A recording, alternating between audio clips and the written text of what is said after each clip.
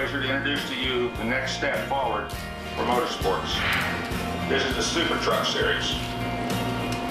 The Super Truck Series, presented by NASCAR, will feature full-size pickup trucks made especially for racing and will debut with exhibition races in 1994 before becoming a major NASCAR Touring Series in 1995.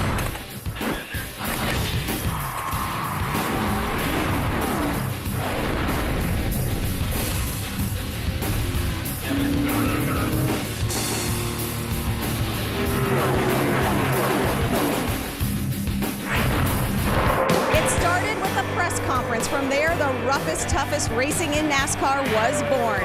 Huge stars crossed over, foes became friends. Truck racing, an elite fraternity for the fans. From the short tracks to the mega venues, truck racing champions were born. In the heartland, 400 races later, it's better than it's ever been. The setup presented by Polaris is on. And boy, have we come a long way from that inaugural race over 16 years ago. The excitement that everybody has built up over this series, the chance to reach a new audience with truck fans. Will Labonte cross and dive under? He'll try it. Single file off the corner. Labonte can't get there. Mike Skinner will go to victory lane. Wow, Mike Skinner done everything but a left turn coming off that corner. Harry's a real smooth racer, and I'll tell you, he gave me just enough room. He didn't give me any extra, but it worked out. California's Mike Skinner won the very first race. You could fill up your tank for just $1.15 a gallon. Unbelievable. Bill Clinton was president. The #1 rock song, Lightning Crashes by Live. No storms in the forecast today, but we certainly have a great race on tap. Most of our races have been incredible. Very few have ended without some kind of drama.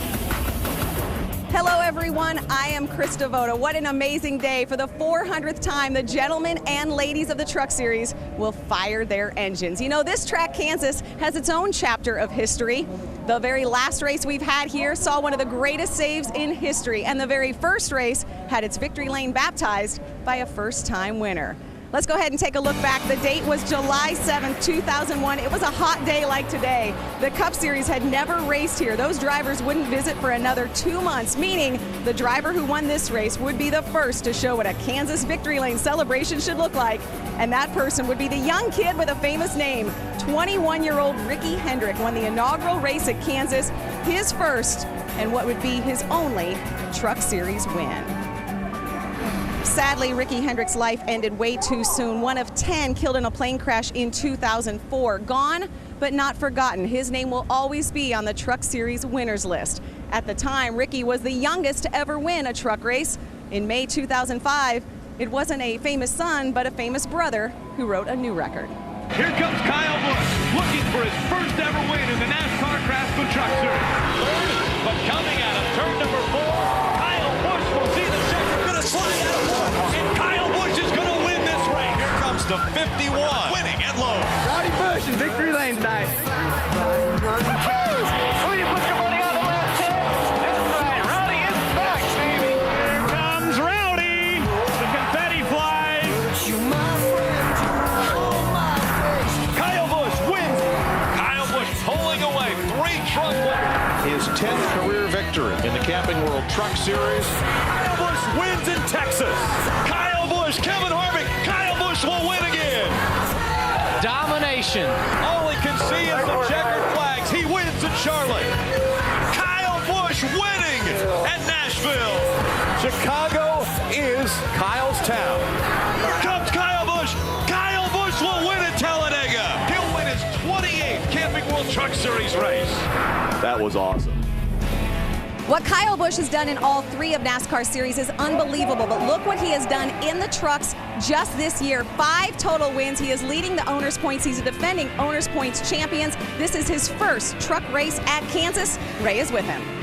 Well, today is a historic day with the 400th race in the series. Kyle, I think you were about 10 when we got started doing this, but your numbers have been really incredible. I'm curious, if you get a win today, you could move into second place all time on the win list. Has that ever sunk into you yet? No, it doesn't really. You know, you just keep racing. And, I hope I have a long time ahead of me and being able to run in this series and in NASCAR alone. But, it's been fun. We've had a great time. And watching the 200-plus races on speed, of course, watching the 400th race here today, the past races, it's been a blast to follow the series and pay attention to the series. And we thank Camping World, we thank Craftsman and everybody that's made it possible for us here. And so we'll see if we can't go get us one here today in our Dollar General Tundra. It wasn't very fast qualifying by itself, but it should be fast out there in the race. Kyle Busch will roll off an uncharacteristic 11th, but I don't think it'll be long till the 18 will be to the front. Hermie?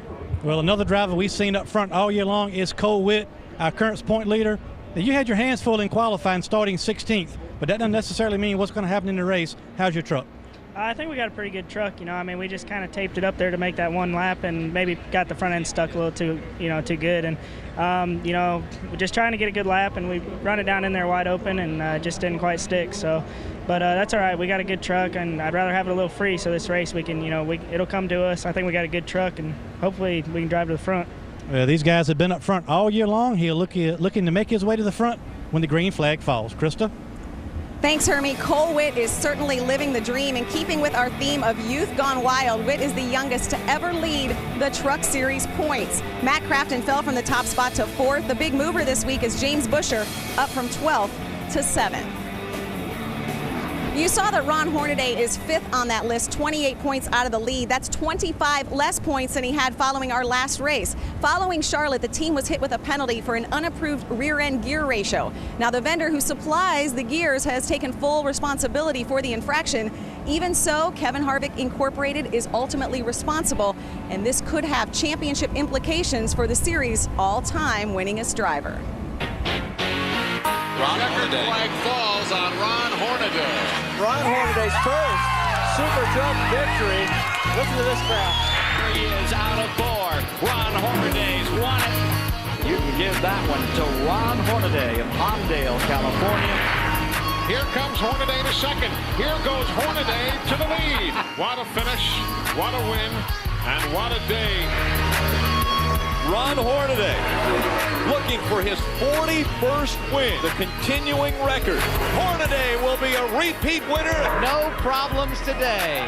As he turns number 51, he's able to get career win number 41. The real history is being made. Ron Hornaday will win 5 races in the row in the Camping World Truck Series. It's great to have you back as our champion. We know you can be a good one because you've been there before, and congratulations on your 4th Camping World Truck Series championship. The all-time winningest driver, most championships in the series, and he's having a good year this year as well, but 47 total wins, a top 10 average finish as well. Hornaday always one to follow, but don't forget about one of his teammates in this race. Keep your eye on Clint Bowyer. Why? Well, he's only raced twice in the series this year, and both times he has finished second to Kyle Busch. He wants a win badly, and he wants it at this track. This is his home state, and his hometown fans is who he's racing in front of. This is a special day indeed. As we said, the 400th race in Truck Series history. All the drivers posing for a special photo. It's historic. Will it be majestic? We'll have to see what kind of finish we have. The setup is just getting warmed up.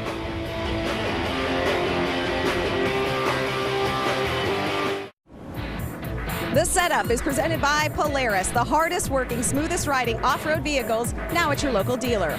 Brought to you in part by Camping World's RV Fair, June 23rd through July 4th. Food, fun, prizes, and everything you need to enjoy the RV and outdoor lifestyle. And by Race, Rock, and Refresh. To learn more about your chance to win a trip to Chicagoland Speedway and a Toyota Tundra, visit Dollar General. Save time, save money every day. So many moments in our series, several of them milestones. In Mansfield 2004, the Truck Series set a record for most women in a race with 3. It's a record that has since been topped. We had 4 at Martinsville last year. In 2003, Bill Lester became the first African American to win the pole, doing so at Charlotte. Congratulations to all of our history makers. And we have certainly had a lot of them. So many numbers accumulated in our 16-plus years of racing, none bigger than the number of miles raced. You know, 2 weeks ago, Kimi Räikkönen was in the truck race. You could travel from here in Kansas to his homeland of Finland 12 different times before totaling the amount of miles we have raced in the Truck Series.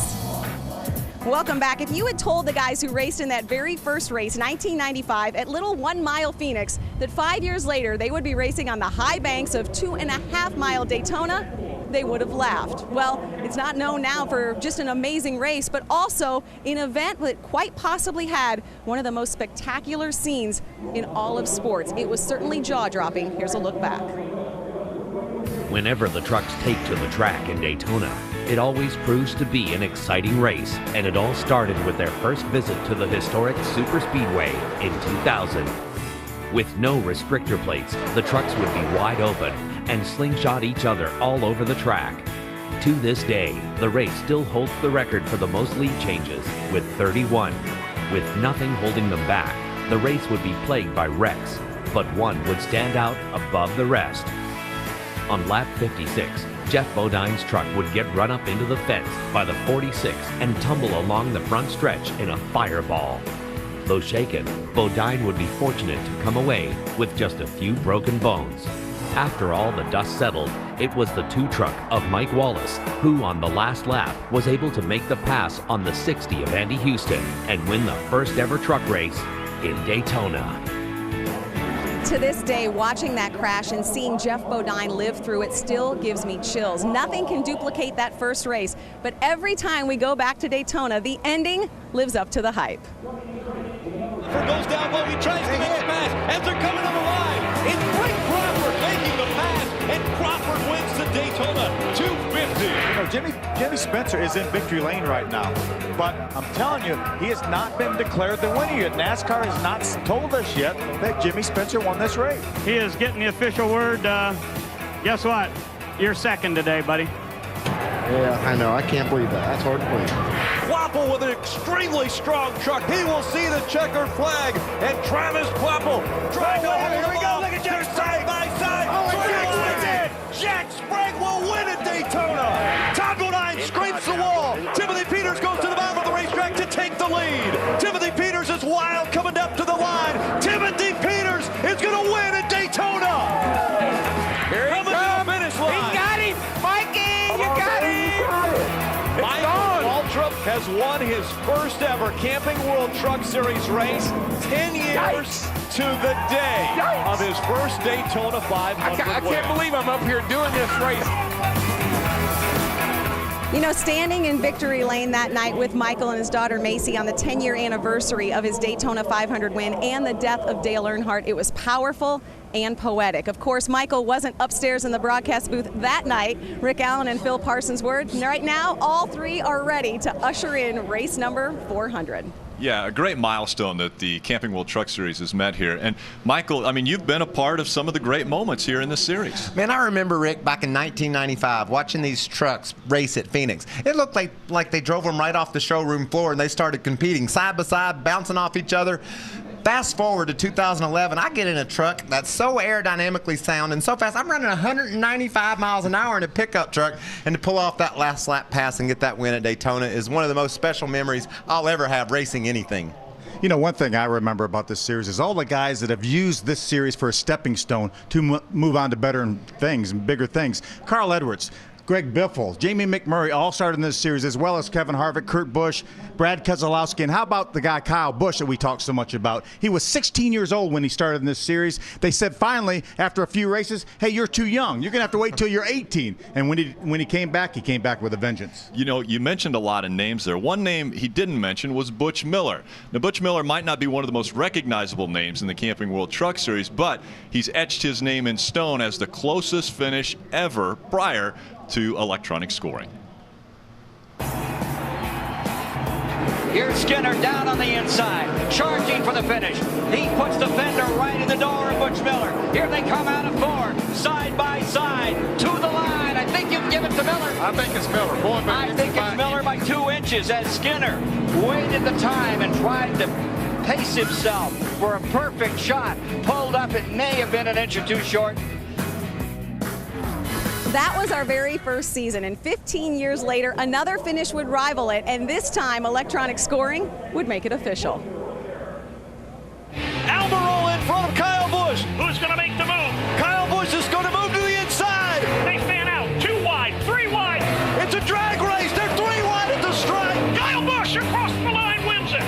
Kyle Busch 3 wide to the inside of the racetrack. He was sideways at the start-finish line, and Kyle Busch by inches. 2 1,000ths of a second. Holy cow.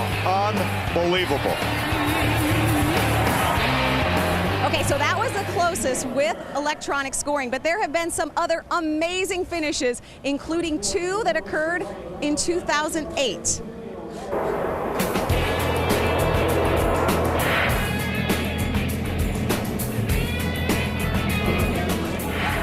That was Michigan 2008. Darnell beats Johnny Benson to the line. Then in Vegas, it's Darnell again. This time, he does not come out on the front end. Skinner cashes in Vegas.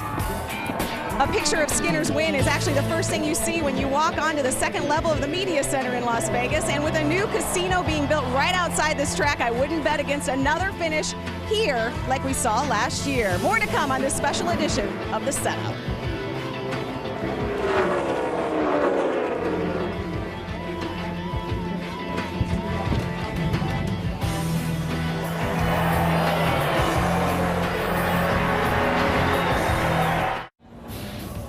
The Setup is presented by Polaris, the hardest working, smoothest riding off-road vehicles, now at your local dealer.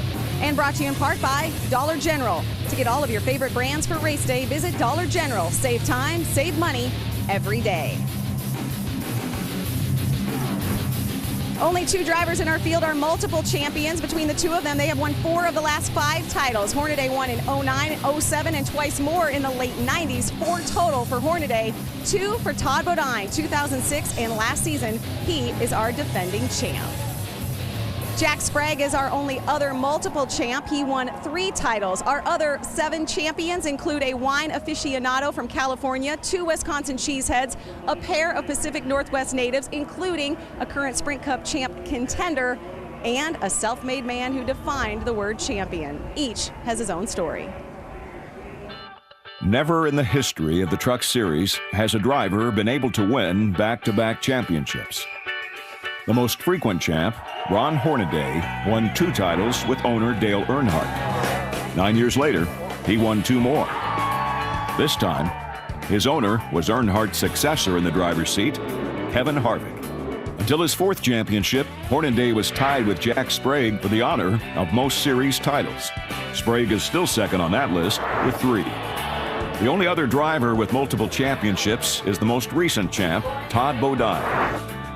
Bodine gave Toyota its first NASCAR championship in 2006. The only other Toyota driver to win the Truck Series title was Johnny Benson in 2008.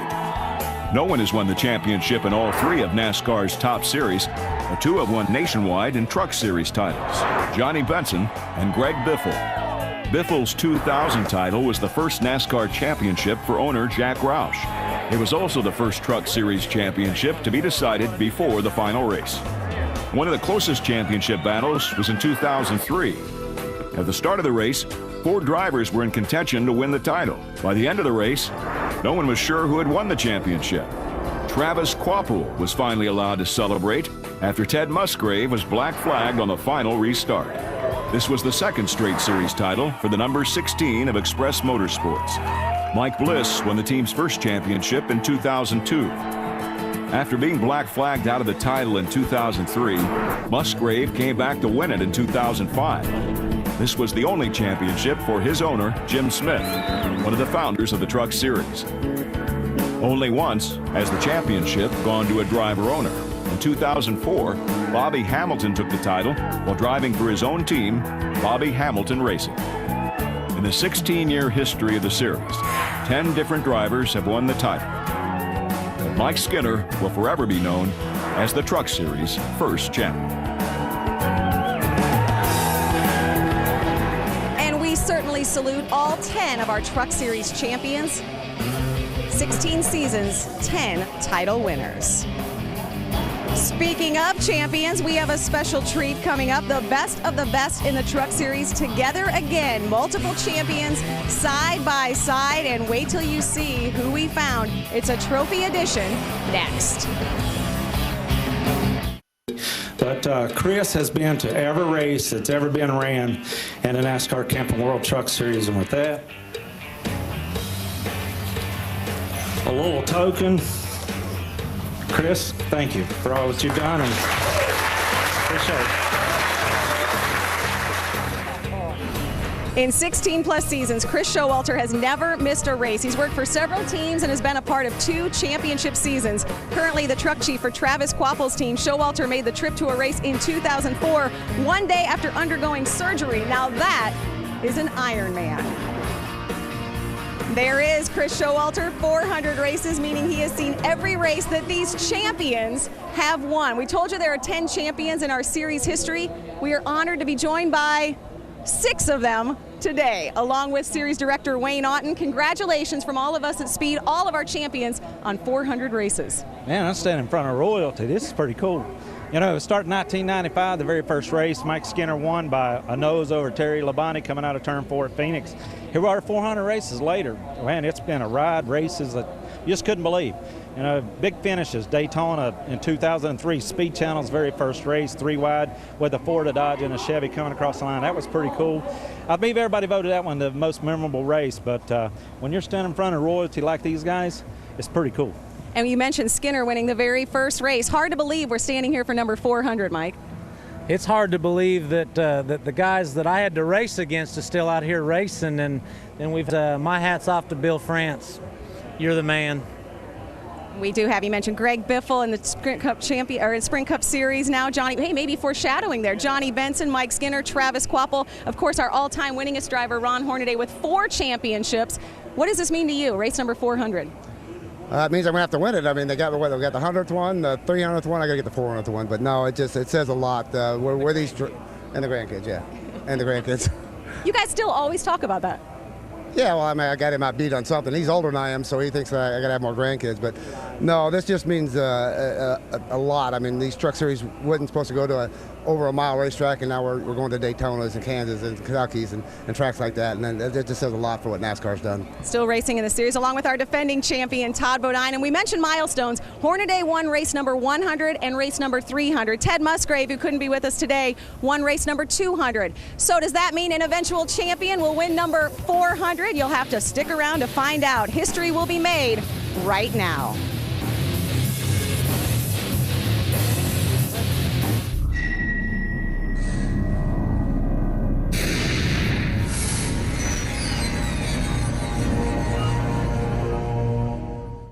NASCAR racing is more popular than it has ever been. Today we are taking another giant step for motorsports. Well, folks, you're seeing history made right now. This is the Super Truck Series. The Super Truck Series, presented by NASCAR, will feature full-size pickup trucks made especially for racing. Here's Skinner down on the inside, charging for the finish.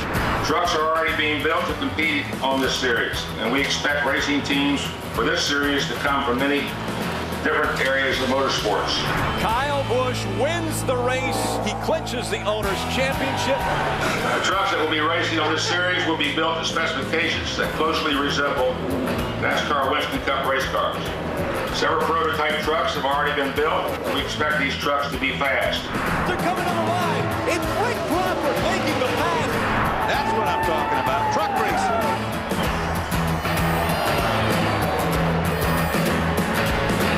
Milestones are markers along the road to document our progress. Mr. France envisioned the Truck Series as a new opportunity for drivers to hone their talents while chasing their dreams. It has exceeded all expectations. Welcome to the NASCAR Camping World Truck Series O'Reilly Auto Parts 250 here on Speed. It's race number 400, dating back to 1995. During those 16 years, hundreds of drivers have either started or made their NASCAR careers right here under this banner. Names like Busch, Biffle, and Edwards became commonplace in the Truck Series. Is Dillon the next name to reach stardom in stock car racing? He's got a good start, winning another pole in his young career. Let's head to pit road and continue with our pre-race ceremonies. Ladies and gentlemen, please rise and remove your hats. As the 28th Infantry Battalion, 4th Brigade Combat Team, 1st Infantry Division presents our nation's colors. Now please join us in a moment of silence for those affected by the devastating weather that hit America's heartland in the past several weeks, and remain standing as Don Raymond from Prison Fellowship Ministry of Lansing, Kansas offers today's invocation.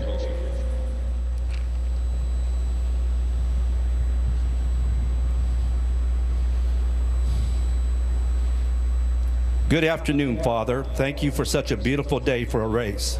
Father, we ask for your protection for the drivers, teams, and all of us watching. Lord, we are reminded today of the destructive tornadoes and loss of life that have occurred recently across our country. We pray for those in Joplin, Missouri, Redding, Kansas, and Tuscaloosa, Alabama.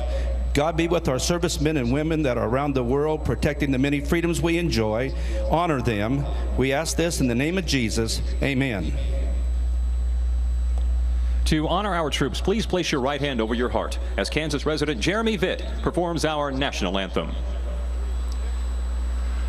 Oh, say, can you see by the dawn's early light what so proudly we hailed at the twilight's last gleaming, whose broad stripes and broad stars through the perilous fight o'er the ramparts we watched were so gallantly streaming, and the rockets' red glare, the bombs bursting in air, gave proof through the night that our flag was still there. Oh, say, does that star-spangled banner yet wave o'er the land of the free and the home of the brave?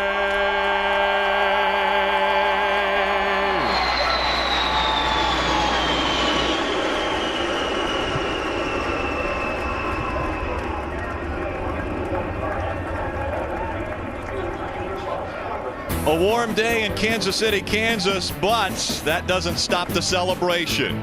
We are celebrating the 400th race in the NASCAR Camping World Truck Series. Who will celebrate at the end? You got to stick around to find out. The NASCAR Camping World Truck Series on Speed is brought to you by Camping World's RV Fair, June 23rd through July 4th. Food, fun, prizes, and everything you need to enjoy the RV and outdoor lifestyle. By Herculiner Truck Bedliners. With Herculiner, the tough comes easy. By Ortho Home Defense Max. Up to 12 months protection against bugs. Defend what's yours. And by Race Rock and Refresh. To learn more about your chance to win a trip to Chicagoland Speedway and a Toyota Tundra, visit Dollar General. Save time, save money every day. A year ago, two opinionated drivers were trying for the same real estate. Johnny Sauter, Ron Hornaday. Sauter not happy. Searched after Sauter and Hornaday. Those two had words. Then we came to Kansas. Hornaday got into the side of Sauter. They went sideways. Sauter went on to win. Well, 2 weeks ago, Charlotte. It hasn't ended yet. Ron Hornaday, Johnny Sauter continue the war of words. Will it happen on the racetrack? We're about to find out. The 400th race for the NASCAR Camping World Truck Series. That's one of our storylines. Chris Devoto, what are our other storylines? Well, Rick, around here, college basketball is king. When Roy Williams coached at the University of Kansas, he won 418 games. The Truck Series is certainly catching up to Rock Chalk Jayhawk. In our 17th season, over 71,000 miles, this is race number 400. But it's not our only storyline. Kyle versus Clint. Kyle Busch, Clint Boyer right here in the field. Clint has raced twice this season in the Truck Series, and he's finished second to Kyle both times. He wants this win bad. But they are not the only two to keep your eye on. We have a lot of young guys in the field today, young guys who possibly are looking for their very first win, like a Cole Witt, a James Busher, a Brad Sweet. Will Youth Movement roll over the Cup Series stars? In 10 Kansas truck races, there have been 10 different winners. Austin Dillon is on the pole. These fans are about to go crazy, but still we have to get these engines started. We do it right now. And now, race fans, it's time for those most famous words in motorsports. Here to give the command, please welcome our Grand Marshal, co-owner of Hughes Auto, Tyler Hughes. Drivers, start your engines.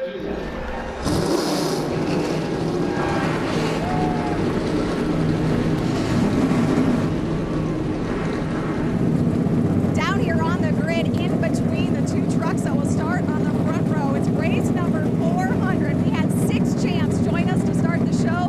Rick, Bill, Michael, will this race be the yellow brick road all the way to Titletown once again? That's a good Kansas reference you went with there, Chris. And I love the fact that Chris Devoda is standing between the two trucks that will lead the field to the green flag when they fire the engines. We can't bring it to you any closer. This racetrack, though, might be a tough one today, Phil. Well, this is going to be the hottest, slickest these guys have seen this racetrack. Qualifying this morning, that was the best they saw it all weekend. A little bit cooler, a lot of grip. Going to be no grip right now, Michael. This racetrack is going to be slick, and it's going to start at the green flag. And it's not going to get any better, Phil. I talked to some of the guys down in the truck garage and the Cup garage, and they say, wow, Mike, this place is slick. There's so much work we got to do behind the wheel to keep going straight. The cool thing is they're going to be doing it from the apron all the way up to the outside wall, and we're going to be getting to watch every bit of it. So it's going to be a challenging race, but it's going to be fun to watch. And a very warm weekend here in Kansas in the Truck Series, getting ready for their 400th start. The starting grid's going to roll across the top of your screen. Once again, it is Austin Dillon that will bring the field to the green flag, but could it be Cup star Clint Boyer, who is the spoiler today at Kansas? That's about to be found out. First, we want to look at our Royal Purple track description and race analysis. Great racetrack here. Half at length, one of the 1.5 mile racetracks. 15-degree banking in the corners, a little bit flatter than some of the other fast 1.5 miles, Mikey. Yeah, the banking feels interesting. You can't quite get the grip that you want when you're down low, so these guys will go up high and search around for it up there. You can see there the race length, 167 laps. Back straightaway a little bit, the front straightaway a little bit longer than the back. So these engines will be turning more RPMs as they get down into the first turn than they do on the back. That'll mess with how they run these corners. They're both uniquely different corners, so you'll have to drive them differently. Now, we do have a special situation happening on this 400th race. We saw Greg Biffle earlier on pit road as one of the former champions in the Camping World Truck Series. And guess what? He is actually in the pace car right now. And Phil, I think we could talk to him. Let's see if we can. Hey, Greg Biffle, Phil Parsons up in the speed booth. You got a copy?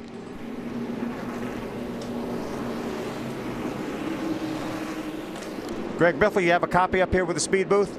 Yeah, I got you guys. Greg, you've had so much success in your NASCAR career, and it started right here in this Truck Series. How many special memories do you have from this Truck Series? Well, I tell you, Phil, I got a lot of memories, and this is a pretty special thing for me to be able to drive the field bring the field to the 400 start.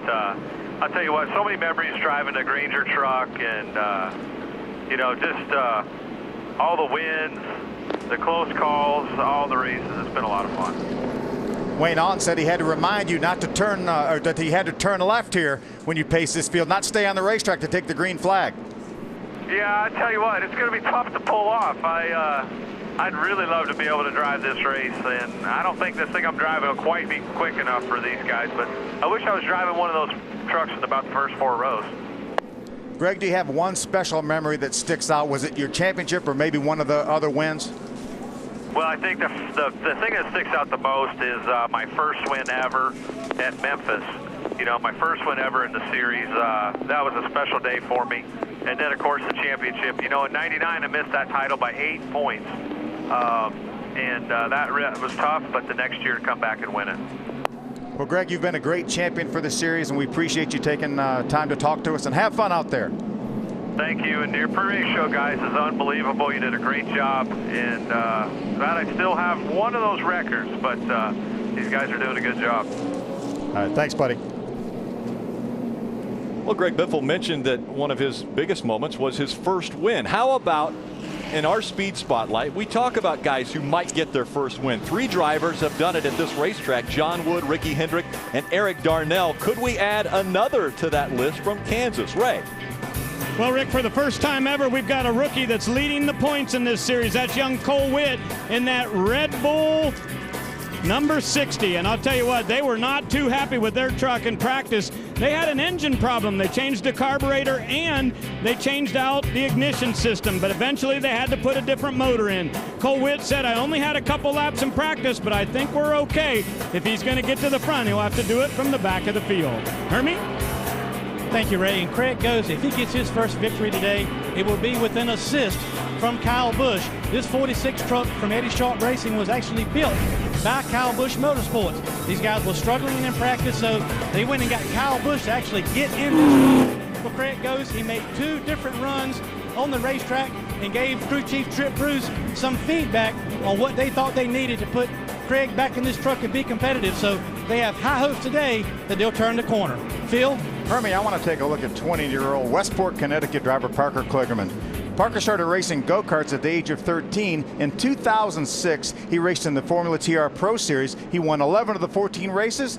The 3 races he didn't win, he finished second in. He went to open wheel USAC Midgets in 2007, started briefly his ARCA career back in 2008, but 2009 was when he burst on the scene with 9 ARCA wins in that season, finished second in points to Justin Lofton, who's also in this race, by 5 points. This is his 9th Truck Series race. He's had 3 top 10 finishes. His best was at Charlotte 2 weeks ago. He finished 8th. He will start from the 7th position in the Penske Truck Rental Dodge, Mikey. Phil, let's look right over on the guy on the outside of Parker, and it's Joey Coulter starting 8th from Miami Springs, Florida. I get the question all the time, how do you get to one of the top series of NASCAR? What you have to do is win, and that's exactly what Joey's been doing since he started racing. He won in go-karts, he won in late models, and he won in ARCA. All that winning landed Joey in a Richard Childress Racing truck here in NASCAR. And if Joey wins today, I think there's a big party going to be on Wednesday night. You know why? He turns 21 that day.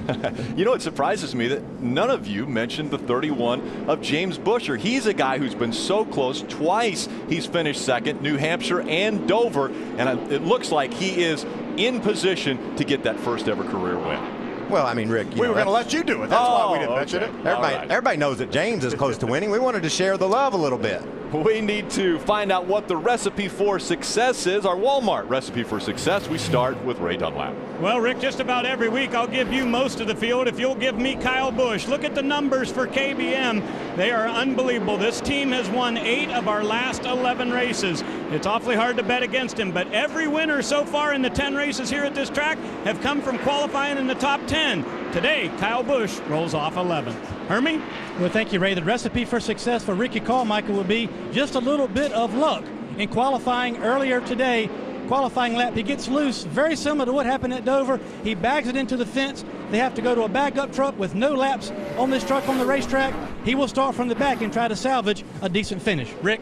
Thank you so much, Hermie and Ray. That is the recipe for success, the Walmart recipe for success.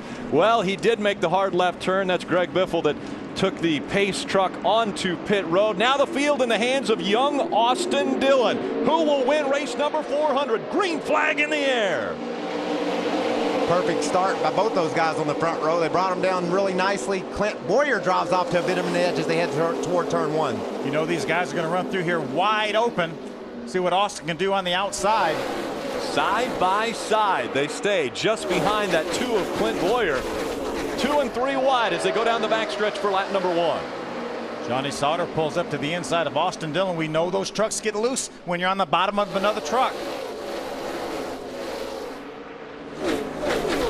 A warm day in Kansas City, Kansas for the Kansas Speedway.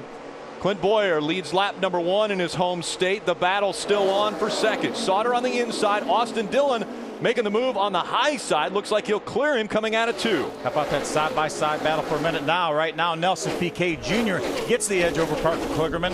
Great early showing for those young drivers. Yeah, Sauter drives back up on the inside of Dillon, so that position still being contested. Sauter's truck's got to be really good right now, Phil, to be able to run that bottom line like he is and stay even and pull ahead of Austin Dillon. How about Johnny Sauter taking the spot back away from young Austin Dillon? The move on the outside by Nelson Piquet Jr. and that number 8 just on the outside of the 29 of Parker Kligerman. Nelson Piquet Jr. had that great second place finish just a few races ago at Nashville. It ran really well the last 2 races, got in trouble in the last 5 laps, both of those races.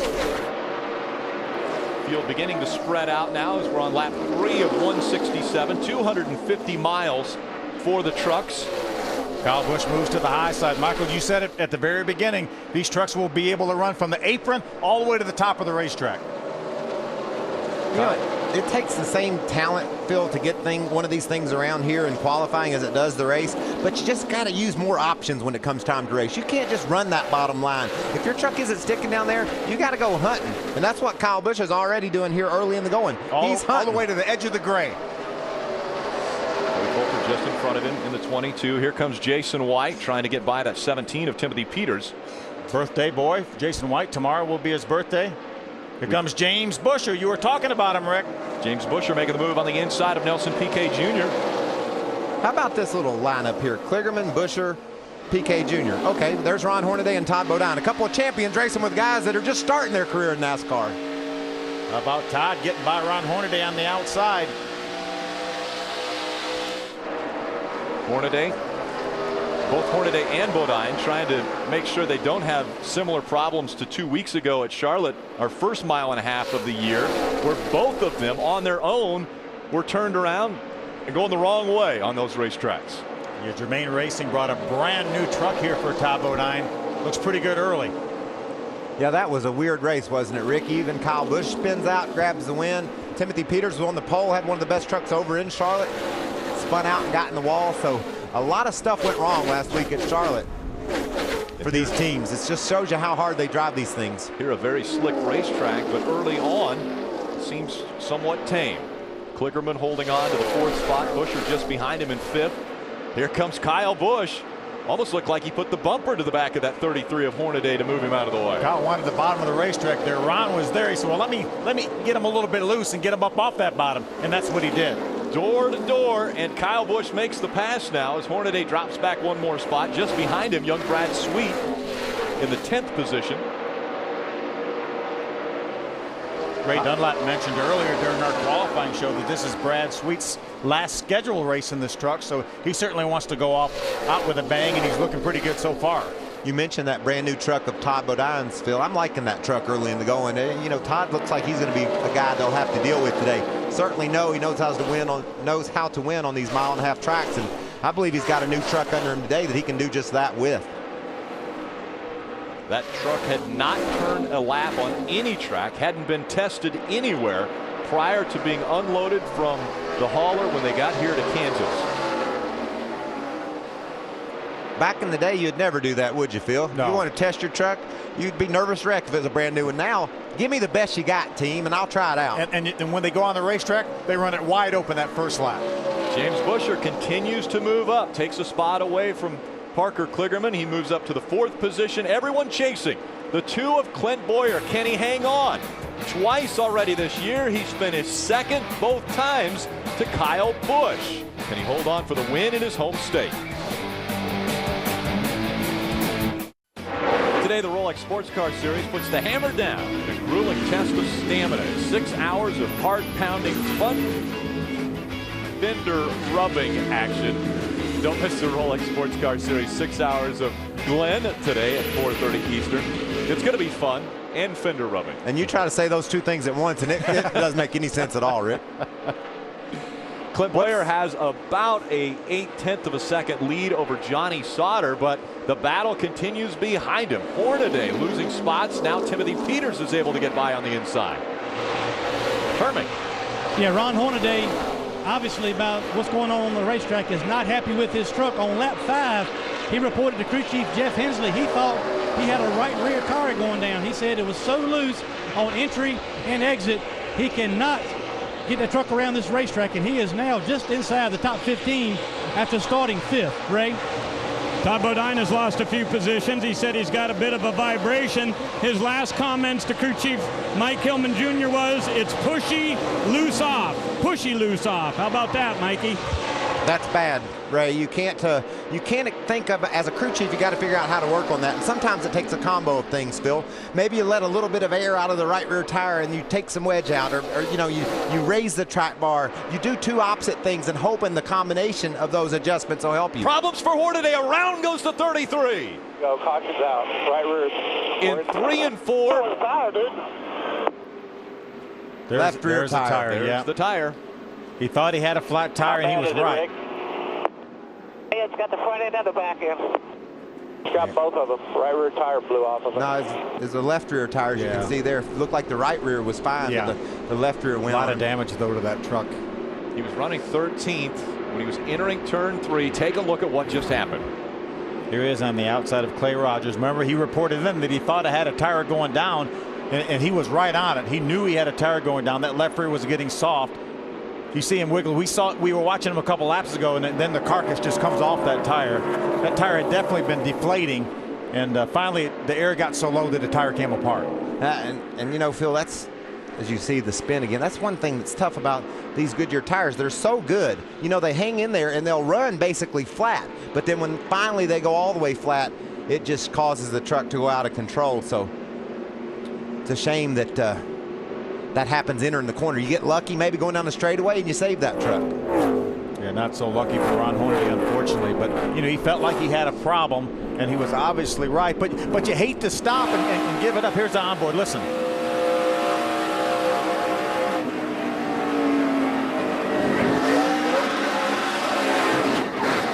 Blew the tire. There we go. Caution's out. Right rear. Where's the tire, dude? And Ron said, I told you it was a tire, dude. Into the garage already for Ron Hornaday. There's what used to be the tread on that left rear for Ron Hornaday. It goes down. He goes into the wall and brings out our first caution of the day. So Hornaday, 4-time champion, winner of race 100 and 300, stacked against him for 400.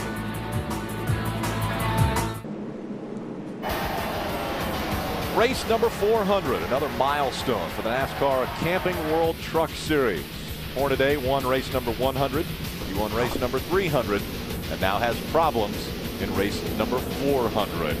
The Aaron's lucky dog goes to Jennifer Jo Cobb. She'll get a lap back. She just lives right down the road from here, Rick. She can go to Aaron's store near there and get her lap back. Let's find out what happened on pit road. We start with Ray. Well, Rick, we saw the 60 come down pit road and get fuel in his truck, and made a big track bar and a wedge adjustment. They did not change tires down on that end, but up further in the field for me, Jason White came in for 4 tires on lap 18. He was extremely loose. They made a big track bar adjustment and also air pressure on the right front. Hermie? Yeah, Ray, we're getting a look here in the garage on the 33 truck. Ron Hornaday just getting out of the truck, obviously very disappointed. A lot of damage to the left front, not only sheet metal, but also suspension damage. They're working hard on that, and around the back. He really got a lot of damage on the back end of the truck as well. I think they will get this truck back on the racetrack, but it's going to be a while. A lot of damage to the 33. Very disappointing day for these guys. You know, guys, he had a great run of top 10 finishes going the last 6 races after having trouble in Daytona. But with that 25-point penalty that Krista was talking about, that turned his 5th place in his 5th place finish into a 30th place finish. So you couple that with this bad luck here, that's going to hurt in the points. You're right, Phil. Watch, he goes down in turn 3, the tire blows out. Can you imagine when the race was over at Charlotte? He's 1 point out of the point lead. They pile on 25-point penalty to him. That drops him back. And now just a handful of laps into the race here in Kansas, he's crashed into the wall. Things just changed that quickly in NASCAR. He's going to lose another 25, 30 points in this race. So he's going to, instead of being 1 or 2, 3 points out of the lead, he's going to be 60 points out of the lead. Take a look at the 400th race, the milestones that we have passed. As I mentioned, Race number 100 and 300, both won by Hornaday. Musgrave won race 200. Who will go to victory lane for 400? That will be answered in 147 laps. Clint Boyer's looking pretty good so far. He's looking pretty stout. Pretty smooth start for old Clint Boyer. He got the lead from Austin Dillon on the break and never looked back. Or he might have looked back, but nobody was catching him. Clint Boyer leading the field to the green. It's back out. We're back underway. Wow, what a great start by Boyer. He was able to jump the start that time. You know, on the initial get-go, Phil, he had to let Austin Dillon command when the race was started because Austin was the pole sitter. That time he could jump when he wanted to, and he jumped right out in front of Johnny Sauter. Austin Dillon settles into third. James Busher now trying to grab that fourth spot back once again from Parker Kligerman. How about Kyle Busch there on the inside? Well, Kyle Busch running on the inside of James Busher. Gets the fourth spot. Busher now battling for the fifth position with Kligerman. And you know how important these starts are. Wow, look at this mess. Got three wide. Timothy Peters to the outside. Brad Sweet, Nelson Piquet Jr. And here comes Cole Witt looking these guys over. Remember, Cole came down pit road for fuel only. I bet he's wondering why he did that when he saw all that mess. That could really come into play later if this race goes green and these guys up front have to make a green flag pit stop that did not use that caution to pit. You know, you talk about later, those starts that Clint Boyer is getting right now, Rick, early in the race, he's logging that in his brain. He knows he's got a really good thing. It's nothing for us to have overtime in NASCAR, and if we have some today, I like the way that number 2 truck of Clint Boyer takes off on the start. That could be a big advantage later. You know, these trucks will start off in second gear on the restart. There is no rule on what second gear is in the transmission. There is a rule on what third gear can be, but there is no rule on second gear, and it looks like whatever he has, it's working. They picked a good one. You think maybe Ron Hornaday maybe getting a little advice and direction on what gear to have in there? He might have. The restart master. Kyle Busch looking to the inside of that 3 of Austin Dillon, trying to take third away from the driver of the number 3. How long do you think Clint Boyer thought like he would have this place to his own before that yellow truck come calling on him? I think he knew, as we all knew, that Kyle Busch, it wouldn't be long before he came up into the top 10 after starting 11th and fought for this thing. There's the gap. There's only one truck between Kyle Busch and Clint Boyer, so he's made his way around a lot of trucks, and coming right along with him, just a few trucks back, is that number 30 of Todd Bodine. He's really strong today, too. Todd Bodine working a little bit higher line than the 29 of Parker Kligerman. James Busher just in front of him in the 31. Look at that momentum that higher line gave Todd Bodine. He was able to drive right back up on the tailgate of Parker Kligerman. Now he's going to tuck it to the bottom in 1 and 2. Good run early for some of these young drivers we have. Austin Dillon, obviously a 2-time winner last year, but James Busher, Parker Kligerman up now running in the top 6. Out in front, it's Clint Boyer. Johnny Sauter runs second. Kyle Busch is third. Austin Dillon, James Busher, your top 5. Then it's Parker Kligerman, Todd Bodine, Joey Coulter, Nelson Piquet Jr., and Brad Sweet are your top 10. Again, side by side, racing for position. James Busher trying to take 4th away from the 3 of Austin Dillon. Austin Dillon can look right up ahead of him and see the line that the 18 truck of Kyle Busch is running. Kyle's gone to the top side, so probably didn't bother Austin that much that James drove down on the bottom. He says, well, okay, I'll go up high and see what I've got. I think Austin's going to school following Kyle Busch and watching the line. It may take him a few laps to get used to that line. Sometimes once you get acclimated, then you'll be able to drive away from the trucks that chased you down. That's what we see Todd Bodine doing. He's up on the outside of Kligerman coming down the front straightaway.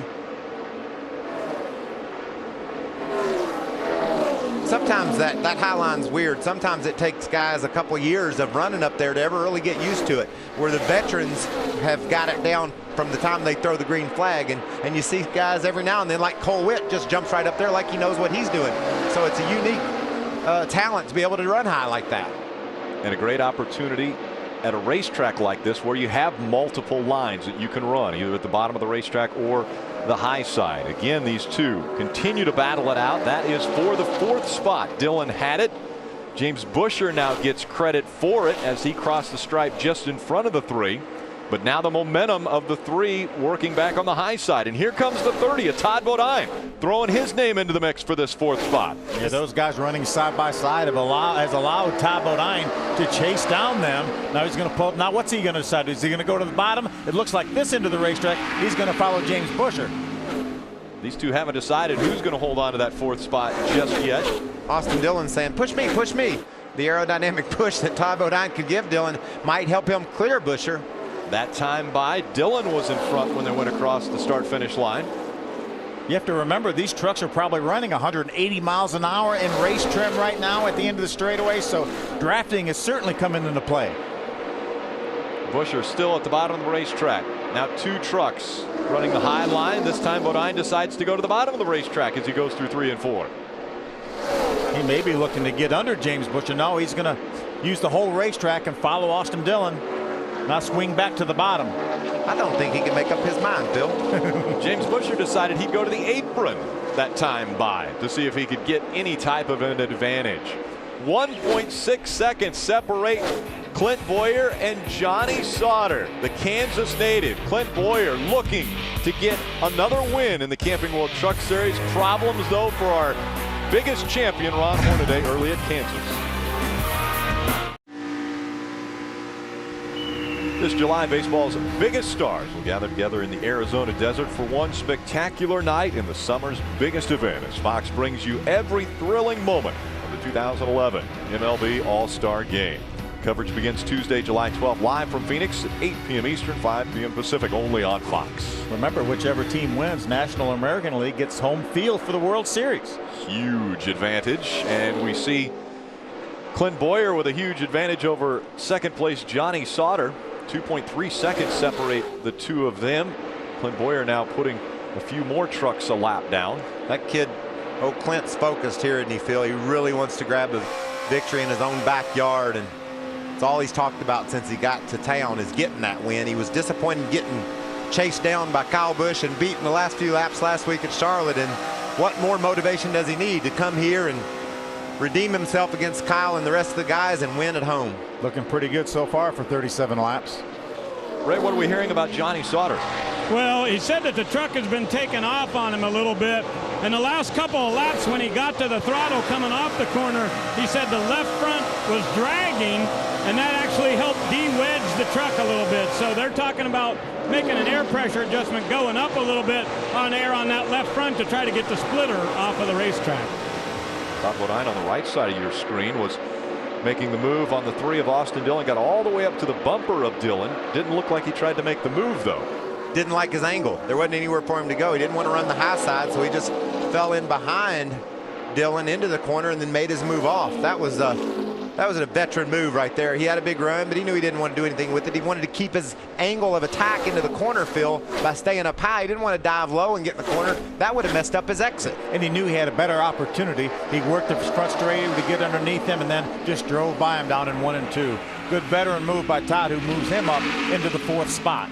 So Todd Bodine takes 4th away from Austin Dillon. That moves him back to 5th. Again, your top 5, Clint Bowyer, Johnny Sauter, Kyle Busch is 3rd. Bodine and Dillon top 5. Yeah, that's why I love a race, Rick. I mean, there's so many things that go on. When you see a move like that, that kind of reminds you of baseball when they do a hit and run or a pickoff play. Todd Bodine was cool. He come down the back straightaway at 175 miles an hour, had a big run on Austin Dillon. He said, I got a better plan. Y'all watch this. I'm just going to ease it in here and pass him on the way off. There's so many times during the course of the race that if you love this sport as much as we do, you can just watch guys do special things like that. I love it. And that may be one of the reasons he's won 21 of these races.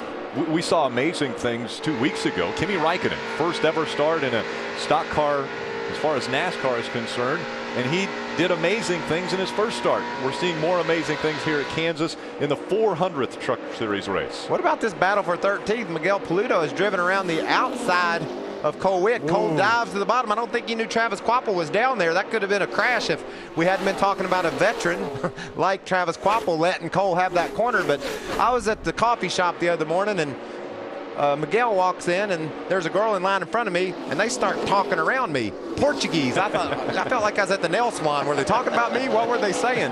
But it was fun to talk to Miguel. He's really pumped up about this race, and it's good to see him fast early. On the left side of your screen, the battle for the 5th position. Austin Dillon trying to take it back away from James Buescher. You know, James tried Austin for lap after lap, wasn't able to do it. Todd Bodine got by James as well as Austin. James said, well, Todd can do it. Surely I can do it, but he hasn't been able to do it yet. Still up front, it's Clint Bowyer.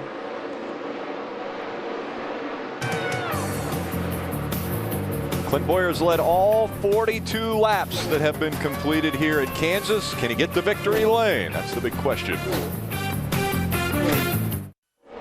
Tomorrow, NASCAR Race Day rolls into Kansas, where Kevin Harvick and Joey Logano join us live. The crew chief, Steve Letarte, discusses Dale Jr.'s last lap heartbreak in Charlotte. NASCAR Race Day, built by the Home Depot. Tomorrow, 10:30 Eastern, live on Speed. Johnny Sauter running second. He's 2 seconds behind Clint Bowyer. We're starting to see a few green flag pit stops. Parker Kligerman came on to pit road. Todd Bodine is on pit road. Kyle Busch runs third.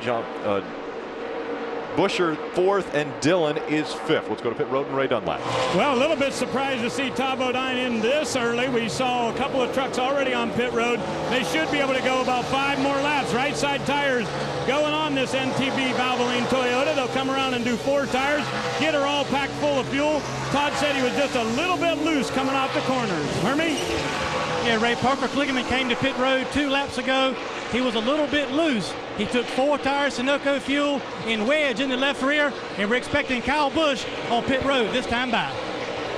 You know, guys, we said the pit window was somewhere between 52 and 57 laps, but remember, these trucks qualify, and they're not able to refill these trucks after qualifying. So that's an extra 3 or 4 laps that takes them out of the first run of the race. And then you add in the pace laps the trucks run too, so that puts them right in that window. Hey, Ray.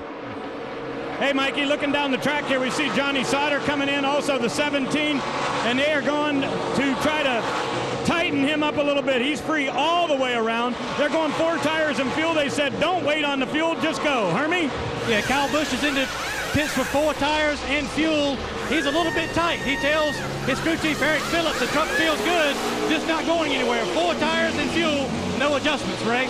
Right rear got hung up on the 13 for Johnny Sauter. This is going to be an extended pit stop, some of what took him out of a great run last season. So they will definitely go longer than they wanted to. Here comes Clint Bowyer. He'll come into the pits watching. They're going to make a little bit of an air pressure adjustment on the right front. Here's what his conversation was with his crew chief, Bruce Cook. We know for a fact that these other guys are going to get better. Don't make too big of an adjustment, but we don't want to get out of it either. They're going 4 tires here for the Bad Boy Buggy Chevrolet, and while they get that all done, we look down the pits just a little bit further to the 3. 4 tires for Austin Dillon. 2 cans of fuel, a half a round out of the left rear for the adjustment. These guys talking about his exit not being as good. Now as we look down at the other end of pit road, the 31 is coming in of James Buescher.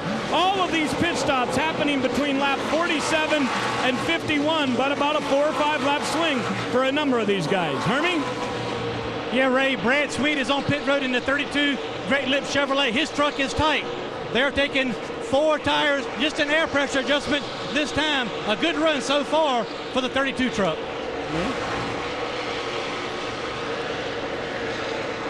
And we're hearing a penalty for the 3 of Austin Dillon. Too fast entering is what NASCAR is saying, so he will have to do a pass-through penalty under this green flag condition.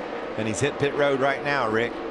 And that is the longest ride he'll have all day long. He's coming down. You can see all the way back to turn 4 as that 3 truck just creeps toward the exit of pits. And you have to be careful not to do it again, because we've seen guys before that were serving a penalty and get penalized again while they were doing it. Check out, this is a great shot. See how high that nose is? That's what that's how much aero downforce these trucks have. It wants to go down the road at that height, but as soon as he gets on the gas and the wind, it just pushes that front end down. And that's why these silly pickup trucks run 185 mile an hour here at Kansas. Right. At the very beginning of the race, guys, Joey Coulter had said he was about an 8 loose, but he said his truck has gotten better as they went on the long run. So Harold Hawley doesn't want to make too big of a swing on this thing. They're one of the last trucks to hit pit road. That was lap 53 that just completed, and these guys will go for a 4-tire stop here, and they just reminded him on the radio that the 3 was too fast, so be careful with your pit road speed. Remember, Matt Crafton, our leader right now, was one of those trucks that pitted back on lap number 18. Several of the trucks, Cole Witt was another one. He's right now being shown in the 6th position. Justin Lofton, Miguel Paludo, Travis Quapple, Jason White, all up in the top 5. Remember, they have just a little bit more fuel than these other guys. You see the 18 going by. Kyle Busch trying to get a lap back. I think that's new tires versus old tires right there. Matt Crafton trying to stay out of the way because he knows that those guys are faster. Well, he's probably coming to pit road. If he's getting beat that bad, he's got to get in and get some tires and get some gas, and here he comes. You can't give up that much speed, Rick. I mean, it doesn't make any sense this early in the race. Hermie's heading towards you, brother. Yeah, he's coming down pit road. He was on pit road on lap 18, still fighting a loose condition on this truck. They're taking 4 tires. They're working the right side right now. 4 tires, Sunoco fuel, and an air pressure adjustment on this stop for the 88. I think that's when you have to make a decision. Do you want to stay out there and try to catch a bunch of people a lap down, or do you want to, and when you're doing that, you're a lot slower than they are because you're on old tires, or do you want to stay in sync with them and get to pit road, get some tires so you don't lose that much time on the racetrack? And maybe the speed of Kyle Busch and those guys coming around him was all Matt Crafton needed to see. He said, I know what we need to do. We need to pit. Justin Lofton, on the other hand, sitting out there leading the race now. This is a good time for him to show the world what this team's all about. They've been running good all weekend long. Now he's grabbed the lead. He might stretch it out and take a chance. You know, that team might gamble a little bit. This team, Cole Witt, has decided it's time to come to pit road as well. Right. Now they're going to put a round of wedge in the left rear for Cole, and another 4-tire stop here. Mark this one down for lap number 56. Cole has been talking about his truck is just fine when he's out in clean air, but when he gets up in traffic, it's a real handful. So Justin Lofton staying on the racetrack again. As Phil mentioned, he came onto pit road on lap 18. The top 10 right now have all been on the racetrack since lap 18. They have not chosen to come onto pit road. That's Lofton, Miguel Paludo, Travis Kvapil, Jason White, Brendan Gaughan, your top 5, Max Pappas, David Starr, Shane Sieg, Craig Gose, and Justin Marks. Some of the faster trucks that have already made their pit stop can run about a half to 3/4 of a second faster than these lead trucks right here. So that's where they're going to have to say, how long do we want to try to do this? How long do we want to try to stay out here and put a bunch of people a lap down? The gap between 1 and 2. Justin Lofton in the 77. Miguel Paludo in the 7. Paludo going to the bottom of the racetrack, trying to close the gap between he and Justin Lofton. 5 different leaders here in Kansas early on. Welcome back to Kansas Speedway. We're under the second caution of the day. The 39 of Ryan Sieg has the hood up. Smoke rolling out from the back of that truck. There he is right there on the racetrack. You see smoke coming out the tailpipes. That's a bad sign. His crew chief asked him on the radio, do you think it, is ignition or something like that? He said, no, it's losing cylinders. It's blown up. Smoke rolling out of the exhaust pipe when he tried to fire it back up again. Yeah, but this is a huge break for Cole Witt.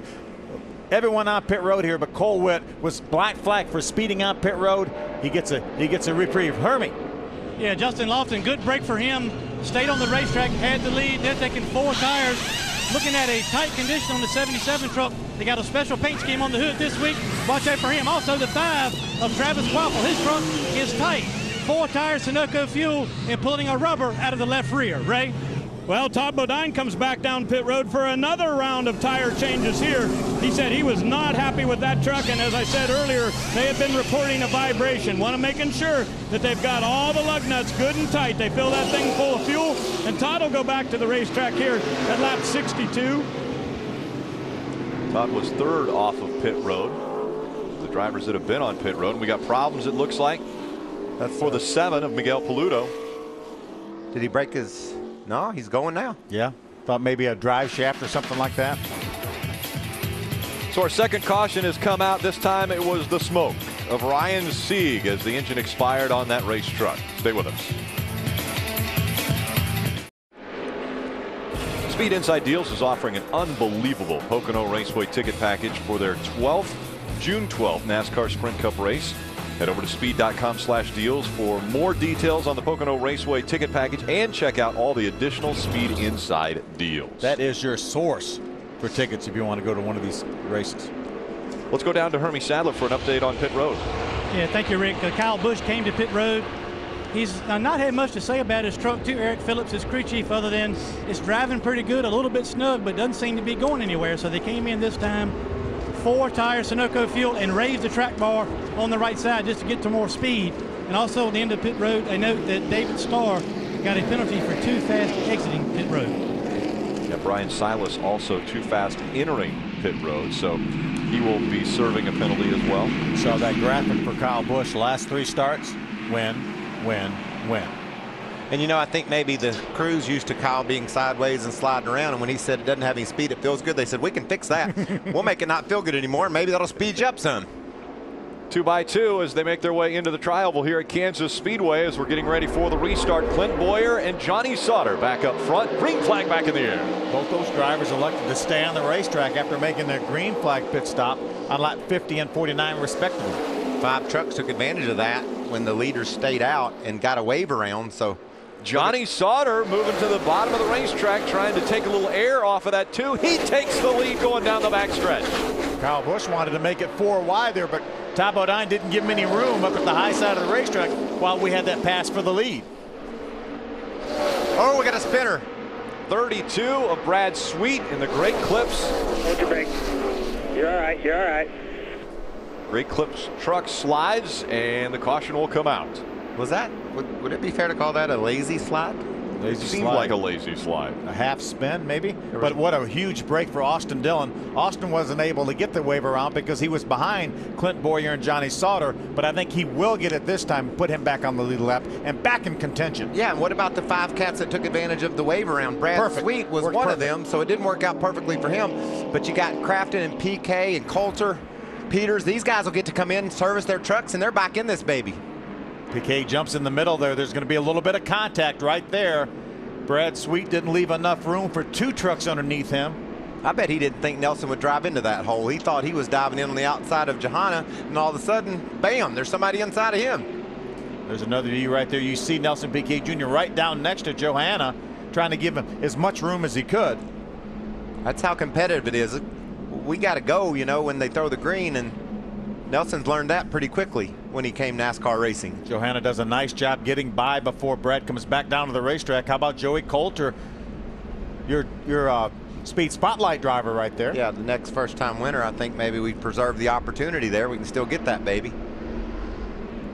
Brad Sweet again goes around after a little contact from the 8 of Nelson Piquet Jr. Look at David Starr too, the patience of Timothy Peters, all those guys watching that truck spin, seeing that smoke. You know, it looked pretty obvious to us what was happening with all the smoke those guys are trying to fight through. They had to really be patient, be calm, let that thing develop, decide which way to go. A few trucks making their way to pit road. Austin Dillon receives the Aaron's lucky dog as he makes his way into pit stall number 1, right? And Austin's saying his truck is jittery. I'm not exactly sure what that means, but I'm saying it's definitely talking about the entrance of the corner. So they're going to make air pressure adjustments here. He'll go for 4 tires. And this is pretty good strategy to do this after you get your penalty and get back around. So they'll get tires and fuel. Mark that down for lap 67. Johnny Sauter is your leader at Kansas. Clint Bowyer now runs second. Bodine, Lofton, Kyle Busch, your top 5. Speed's coverage of the NASCAR Camping World Truck Series is brought to you by Just for Men Mustache and Beard. Keep your edge. Brought to you in high definition by Funai. Funai, fun and innovative. Experience more at FunaiAmerica.com. And by AT&T. You know what we've had, Rick? A reset. Things got all jumbled up. We had some guys pit early. They got other racers a lap down. The caution comes out. We've been able to get it all back rearranged. One thing that hasn't changed much, the 2 guys up front, they switched spots, Sauter and Bowyer, but they've been up there all day long. And to review so far what's happened in the first 70 laps, Kyle Busch hasn't shown the speed that we've seen out of him in the recent weeks. And the reason why I know that is because he finished first in recent weeks, and he hasn't been there yet. Austin Dillon, we mentioned what a huge break that caution flag was for him. He got the Aaron's lucky dog back on the lead lap now after that speeding penalty on pit road. But he's very, very far back. A lot of trucks in between him and the front. Got a lot of work to get back to the front after winning his 9th career pole earlier today. This would be an interesting restart. We saw Johnny Sauter, or excuse me, Bowyer jump out to a couple of good starts, but the last time Sauter beat him on the start. The other thing, we saw Clint Bowyer choose the inside line, and now we're seeing Johnny Sauter choose the outside line for this restart. As they come back through the tri-oval, green flag goes back in the air. And you know, on the start of the race, Austin Dillon picked the outside line, and Bowyer beat him, and it looks like a repeat. Johnny Sauter thought the outside line would be quicker. Now has the momentum, working his way around him through turn number 2. Johnny Sauter back out front. Both those drivers ran that corner wide open.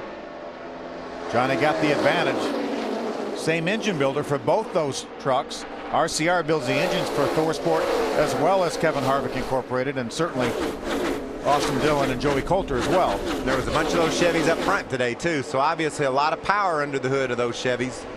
Todd Bodine, Kyle Busch battling it out for the 3rd spot.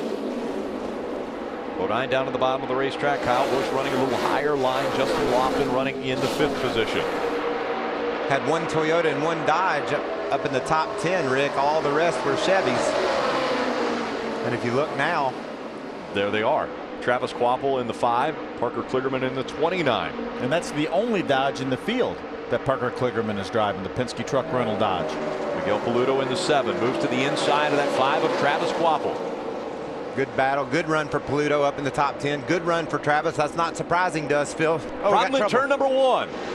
Going into 1, actually coming out of the trial with the 8 of Nelson Piquet Jr. Let's go, keep going. You see the right rear fender crinkled up there. Whether that's contact from another truck, I believe. Remember that he was in the middle on that last caution flag. Brad Sweet. They're all flat. Well, he needs to slow down. You don't want to blow one of them out, and that's what will happen and tear your truck all to pieces. One of those tires get to flopping around. Huge break for Cole Witt. Cole Witt, he had that penalty for speeding on pit road. Got a lap down. He's going to be the lucky dog. He's going to get back on the lead lap. Coming through the tri-oval. Take a look back. There you see the 8. Yeah. He looks like got hooked in the right rear a little bit. He must have. Contact must have precipitated that. He wouldn't normally do that. He might have tried to change lanes, Phil, you think, maybe, and somebody was there. And, man, he was headed right toward that outside wall at one point. We'll get another look at it here, maybe. He in the 92 of Clay Rogers. I think it might even happen before that. Yeah, I think that was a little bit late. That's when the spin started right there. Ooh, Brad Sweet does a nice job avoiding Nelson Piquet Jr. Sometimes when it rains, it pours. Brad Sweet had a Dodge guy, got to spinning and got dodged. You could see there the black truck maybe made contact. It wasn't Shane Segan, that 93. It certainly wasn't irrefutable proof that he had contact, but I think that's after he started spinning when we saw the damage on Nelson Piquet Jr.'s truck. There's a contact with Clay Rogers that caused that. His sponsor saying, could you have got hit somewhere else? We can't see our name anymore. Well, 4th caution has come out here at Kansas. This time it's Nelson Piquet Jr. that brings out the yellow flag. Still out front, Johnny Sauter and Clint Bowyer. On June 24th, Speed presents the greatest collector car event in the world, Barrett Jackson.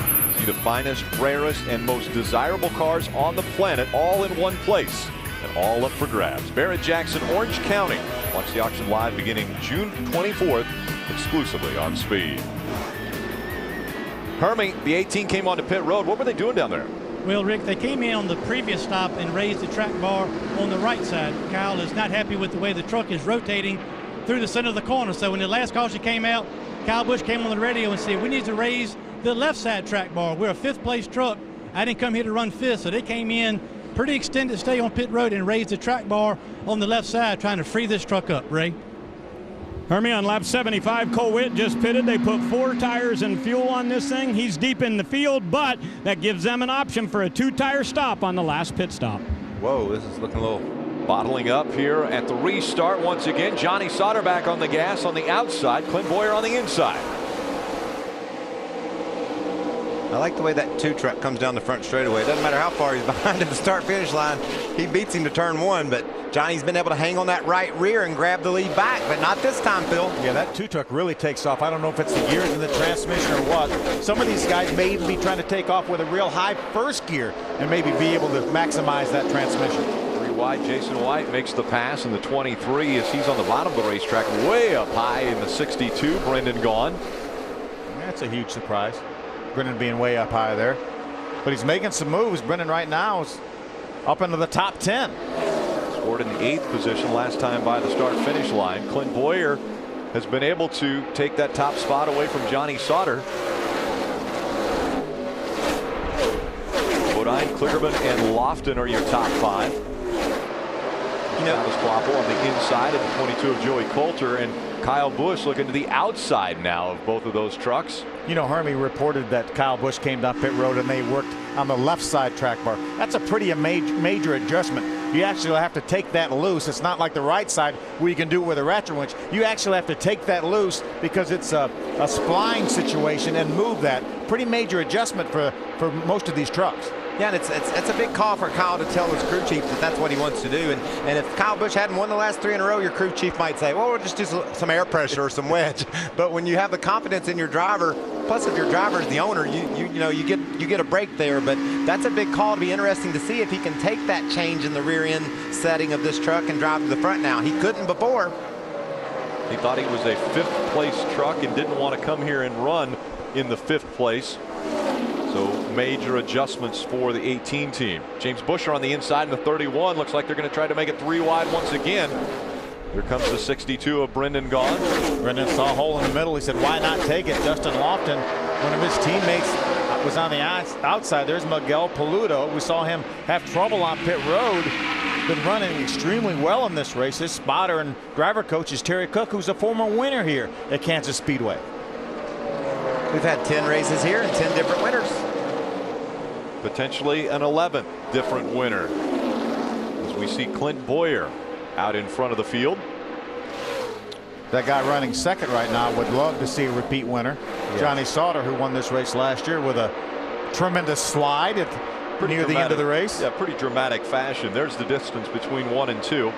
Look at that guy creeping right up on those other 2 cats in third, Ty Bodine. I really think that this truck you'll have to beat him before this day's over. That team down on pit road, Hillman, those boys, they just really do a good job of tuning on that truck of Ty Bodine's and getting him to a position where he can do something with them at the end, and he's been really strong all day. Moments ago, we heard on the radio Johnny Sauter talking. Take a listen.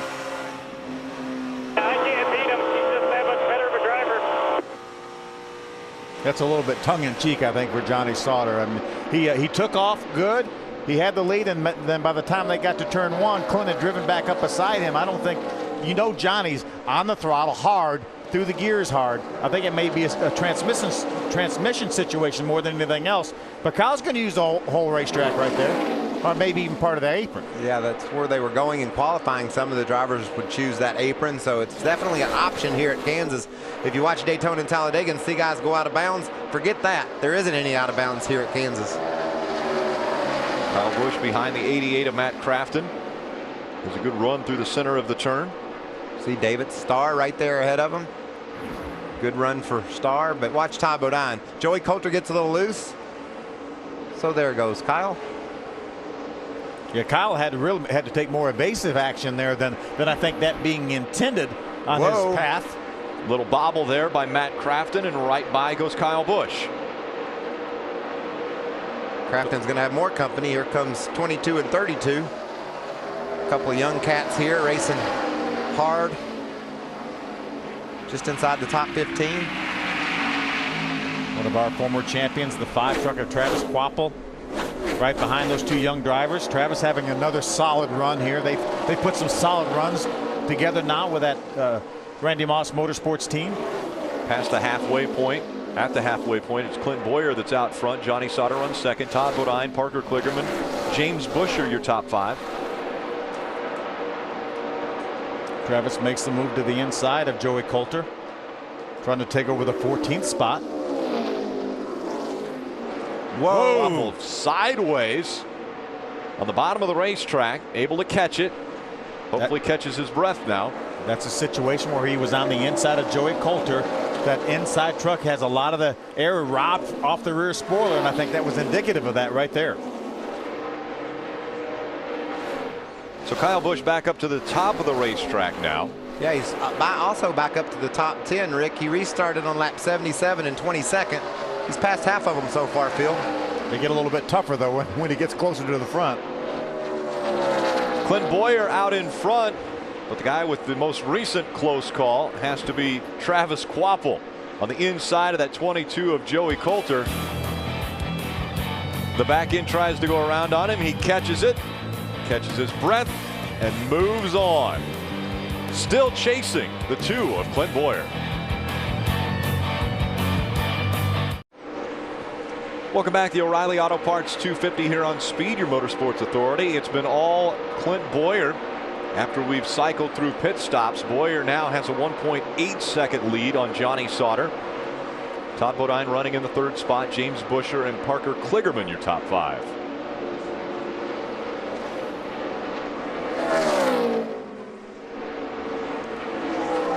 The 18 of Kyle Busch running in the 10th position. During the commercial break, we listened in on his radio, and here's what he had to say to his team. Junk, man, it's junk. Damn it, I got nobody to blame but myself. It might be a little bit unfair. Kyle's being a little hard on himself. If you only blame yourself when you're bad, you can't just thank yourself when you're really good. So it's a team. This sport, we all know is a team sport, and those guys down on pit road. And Kyle will never give up. I mean, he won't give up till the last lap of the race, and moves around just Jason White into the 9th spot. So still a lot of race to go, Phil. This is one of our longest races of the year, so that team can rebound. Oh, there's a lot of race left. 77 laps remaining in this race. Let's take a top 10 drop back. We'll start off with our race leader, Clint Bowyer, and Ray Dunlap. Well, obviously, Rick, this would be a big win for Clint Bowyer, Kansas being his home track. I talked to him at driver intros, and he said, you know, I never dreamed when I was racing at tracks like I-70 and Lakeside, just on the other side of town here, that I would ever make it to the Sprint Cup Series. He said it'd be awfully, awfully special to get a win here at his home track. For number 13, Johnny Sauter, he is talking about how good his truck is in through the center and good off, but it's not as good on the entry. We saw earlier that Sauter took the high side on that restart. He said he thinks they've got a top 5 truck for sure. How about Todd Bodine with a brand new truck this week from the team? Todd has been very, very happy with the performance of this truck. In the early practice yesterday, they just dialed it in, and then they went for good race setup. Junior, his crew chief, keeps saying, listen, lots of racing left. We've got time to work our way to the front. For James Buescher running in 3rd, I have to keep thinking, what if this team had not missed the race back at Phoenix? Buescher and the team went home that day, and since then, they've been knocking off top 5 finishes week after week. Hermie? Ray, what an awesome run it's been so far for Parker Kligerman in this 29 truck. He currently rides 5th after qualifying 7th. They've been fast all weekend, giving really good feedback to his crew chief about his truck. A little bit free on exit is what he's been fighting, but still holds on to a top 5 spot. Brendan Gaughan has been on the move since the minute they dropped the green flag. He qualified 24th, and as the guys in the booth have been talking about, he has been working the high line of this racetrack to make passes, especially, he says, on the restarts. That's when I make up a lot of ground and start making our way to the front. And this team really needs a good, solid finish. Ray? Well, Hermie, I'd say the same thing about Miguel Paludo and that number 7 truck. You know, they've had great racing, but they just haven't had the results to go along with it. The truck that Miguel is driving today is chassis 123. Johnny Benson used this truck to win years ago at Nashville. Hermie? Well, Ray, we've documented the fact that Kyle Busch has been on pit road multiple times trying to free up this 18 truck to get it to turn in the middle of the corner.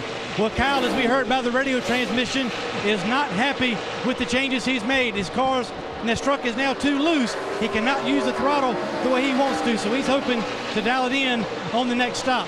And as far as the 77, Justin Lofton, he has made very few changes on his truck. He got a good break when he stayed out and caught a caution, made up a lot of track position. He qualified 18th and is currently running in the top 10 right now in 9th position. In the 88 truck of Matt Crafton, he has been tight the last couple stops working on his truck. He has really got a great track record on 1.5-mile racetracks. He's looking to continue to make his climb up into the top 5, but fighting a little bit of a loose condition with his truck. Just outside the top 10, 23 of Jason White, again celebrating a birthday tomorrow. Started this race in the 13th spot, currently running 11th, trying to get another top 10 finish for his career. Jason had a top 10 at Phoenix earlier this year. See, Brad Sweet had a spin earlier, recovered to run in 12th. There's David Starr, been solid all day long, and Joey Coulter has had to miss had a couple of near misses during the course of the race, and he and Nelson Piquet Jr. round out the top 15. It's been an adventurous day for those two. Yes, it has. But they battled back up into the top 15. I think they want more. Seeing David Starr on the outside of that 22 of Joey Coulter. Starr and Coulter battling for the 13th spot on the racetrack. Nelson going to use the draft off the 81 of David Starr to pull up beside. Caution on the racetrack. Caution has come out, and I was just getting ready to say Clint Boyer. Clint Boyer is going to need a caution pretty soon because he's going to have to come to pit road. He last came to pit road on lap 50. Johnny Sauter on lap 49. So those two trucks were really getting close to their window as far as fuel goes. Yeah, I think they were going to try to stretch it towards 60 laps because Clint last stopped with 117 laps to go. It means he had to go 58 and 59 laps. So they were going to try to stretch it. They had a few caution laps that was going to help him. But right now, everyone's going to come to pit road, I believe. And I don't think they're going to be able to make it. I know they're not going to be able to make it the rest of the way. Need a little bit better caution flag scenario to grab enough gas to make it to the end. This isn't the time for it. There's the debris. Debris on the racetrack, bringing out our 5th caution. Kyle Busch is the only one of the top 10 that stopped on our last caution flag on lap number 74. But I think if I know Kyle, he's going to want to come in and work on that truck some more right now. Do you put the track bar back down, or do you maybe make a different adjustment and go with that? The truck was moving up. He'd gotten up to 8th and had run some really good lap times late in the run there. So maybe another adjustment, you can get that thing in the ballpark. And again, Kyle Busch has never run a truck at Kansas Speedway, so this is his first start here in a truck. Clint Boyer, hadn't he? Clint Boyer as well in that same situation, and we see Clint Boyer making the hard left turn and bringing the field onto pit road. Hermie Sadler. Well, we just talked about Brendan Gaughan, the way he is making his way up through traffic. He's coming into pits now for 4 tires and fuel. The truck itself is running well. He's very complimentary of it. The big problem with him, he's asking for some ice packs. He's got some blisters on the lower part of his back. Ray? In the center of the screen, Hermie, you see Johnny Sauter in that Safe Auto Chevrolet. He said, loose in and tight off. I'm barely lifting in the corner, so I wish I could tell you some more. Joe Shear said, we'll work it out for you. Top of your screen, you see Clint Boyer. They're going to go with 4 tires here on this bad boy buggy Chevrolet. They're changing the air pressure on the right front back to what he had early on. We'll see Boyer will get down. Todd Bodine is going to beat him off pit road. It looks like the 3 may also, and apparently Brad Sweet must have gone with a 2-tire stop. He's first off pit road. Big problem for Brendan Gaughan coming down pit road. There you see him leaving pit road right now. Brendan comes in now. He's going to lock the brakes up, slide through his pit, and when he does, Michael, he's too close to pit wall. When they back him up, when the jack comes around to the left side, he's not able to get a full stroke with the jack, and he can only get little baby strokes. So a 24, 25-second pit stop when you really needed a 14 or 15-second pit stop. Yeah, he's in the top 5, but Phil, he's hot. He said, I need some ice for my body. I'm hot in here. Is that the reason why he made a mistake? Maybe not focused on just exactly what he needed to do to get to the pit box, thinking more about letting that crew know that he needed some ice because his body was blistering. He's getting really hot. Yeah, could very well have been. It's awfully hot out here today. Difficult situation for Brendan Gaughan in the 62. The crowd hopefully enjoying Clint Boyer out front of this field. Celebrating the 400th race for the NASCAR Camping World Truck Series, the O'Reilly Auto Parts 250. You're on Speed, your motorsports authority. Problems for our 4-time champion Ron Hornaday. Early on it was Kyle Busch moving him out of the way, and then he has problems with his left rear tire. Felt like he had a tire going down, and sure enough it was slowly deflating and finally came off. The carcass came off, and around he went. Significant contact with the outside wall, but back on the racetrack, when he fell out of the race, or when he crashed, he was in 33rd position. He's already moved up 1 to 32nd, so there's a couple trucks in front of him now that are already out of the race, so he will definitely gain a few more positions. Out in front of the field, it's Brad Sweet, Todd Bodine on the inside. They're 1 and 2 coming back to the start-finish line. Green flag back in the air. Whoa, Brad Sweetness to gear. Or didn't get it shifted cleanly, Phil. You could see him losing spot after spot there. So Nelson Piquet Jr. jumped down to the bottom of the racetrack to make the pass. NASCAR will probably look at that very closely. You're not supposed to pass till you get to the start-finish line. It wasn't exactly a clean start by Sweet. I don't know if NASCAR will take that into consideration. Todd Bodine out in front. Right behind him, Clint Bowyer. Bowyer, who's led 75 laps here already. Wanting to lead the 167th lap. Well, he's got company, Rick. Here comes Johnny Sauter and Parker Kligerman driving around the outside of the guy that dominated the first 70-some laps. Clint's going to fight back on the inside. Remember when we saw the race off pit road, we saw the three of Austin Dillon coming out up in the top 5, speeding, entering the pits, had to come back down pit road for his second penalty of the race. Todd Bodine holding on to the top spot. Johnny Sauter, 2 truck lengths back behind him. Then it's Clint Bowyer, Parker Kligerman, and Matt Crafton. James Busher and Kyle Busch in hot pursuit side by side of the top 5.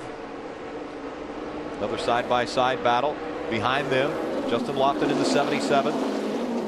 Miguel Paludo in the 7. Those trucks have been side by side all day, right together. We have 3 former winners in the Truck Series here at this racetrack, and they're right now running 1-2. 2 of the 3 running 1-2. Kyle Busch lost a couple of spots on that lap, Phil. Falling back like he had a problem, but now he's rallying. But Cole Witt's going to drive up inside of him in that Red Bull Chevrolet. Cole Witt trying to take the position away from Kyle Busch. They're running 8th and 9th. See if we can see what happens to him off turn 2 here. Racing with Busher there side by side. Things pushing, Phil. Yeah. Remember he complained about being tight at the start of the race. Then when they adjusted that left side track bar, then he got it too loose. We're not sure what kind of changes they may have made on that pit stop, but that certainly looked like he was tight there and lost the front end. We have a battle at the lead for the lead here in a bit. Todd Bodine's got it. Johnny Sauter wants it. Johnny Sauter has closed the gap. It was 2 truck lengths now. Sauter all over the back bumper of that 30 of Todd Bodine. Sauter's been running a little higher line. Bodine trying to hug that white line at the bottom of the racetrack as they go through 1 and 2. Sauter has to check up as he was right on the back bumper of the 30. That enables the 2 of Clint Bowyer to go by for second. Just a bit of a break in momentum for Johnny Sauter. That opens up the door for Clint Bowyer to pull back up into the second spot. Johnny Sauter come off turn 2 thinking, I got the lead, baby. Todd Bodine moves up just a little bit, and all of a sudden, I'm not in second anymore even. I'm 3rd. So Todd Bodine catching the slower lap traffic. Out in front of this field, Clint Bowyer hugging that white line. Following just behind the 30. Those 2 running 1 and 2. Brian Silas, the lap truck, the 99, in the middle of our front 2 trucks right now. Clint makes his way to the bottom. Here comes Johnny. Going to go by on the bottom of the racetrack. Ray, what's going on with the 13? Well, Johnny Sauter doing some comparison between a Cup car and the truck on the radio. Of course, he'll be driving Robbie Gordon's number 7 car here tomorrow afternoon. Johnny said he really likes the way his truck is on entry now, but it's too loose coming off the corner. Wants one more adjustment on the next round of pit stops. I think we saw a little bit of Todd Bodine crowding up Johnny Sauter to keep the lead, and we're hearing on Johnny Sauter's radio that Johnny doesn't think that's cool. And when he gets there, he might express it. Clint Bowyer able to take the lead away from Todd Bodine. Bodine right on the back bumper of Bowyer after he loses the lead. Guys will remember what a season Todd Bodine has had. Last year at this time, he had 6 top 5 finishes coming into this race, or in the first 7 races. Now he's only had 1 top 5 finish, and that was at Darlington when he finished 3rd. Brand new truck here for Germain Racing. Spots are on board with National Tire Distributors, National Tire and Battery, I think, and then also Valvoline. So they're hungry. They are. And you can see Todd's on the edge of control there, bouncing that thing sideways up off the turn. Todd's probably thinking, Clint passed me, Johnny. He didn't have any problem doing it. Don't be mad at me. I'm wondering if Todd in the back of his mind is thinking, all right, I might want to give him plenty of room if he wants to go by me. Well, he certainly just did give him plenty of room, but he's running the high side down in 1 and 2, low in 3 and 4. Look at Clint. He dropped to the bottom of the straightaway to try to break the draft so he can get away from these 2 battling for second. Oh, trouble. Into the wall. Max Pappas. Out, turn 2. It's the 93, I believe. Shane and down the back straightaway. Well, we're showing 57 laps. 57 laps to go. That'll get everyone in their pit window if they choose to come down pit road on this caution flag.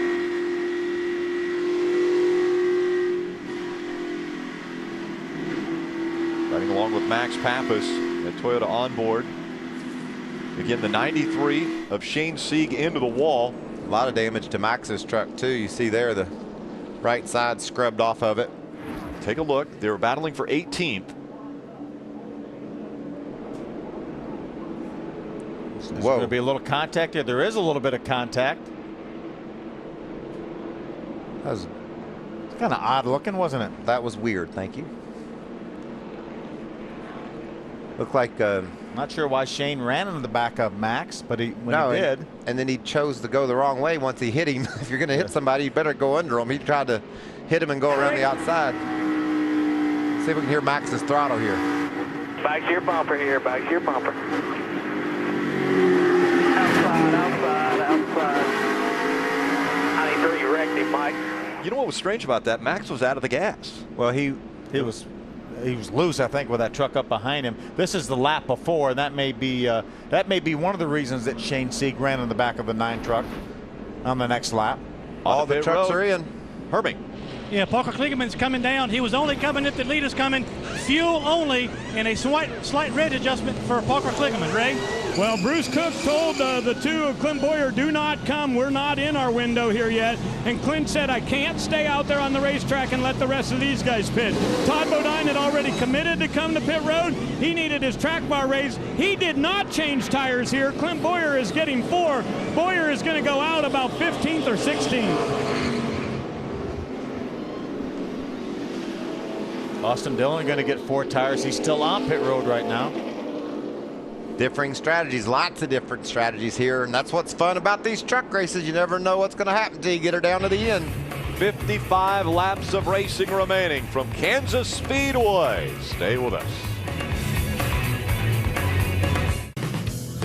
It's Camping World's destination recreation.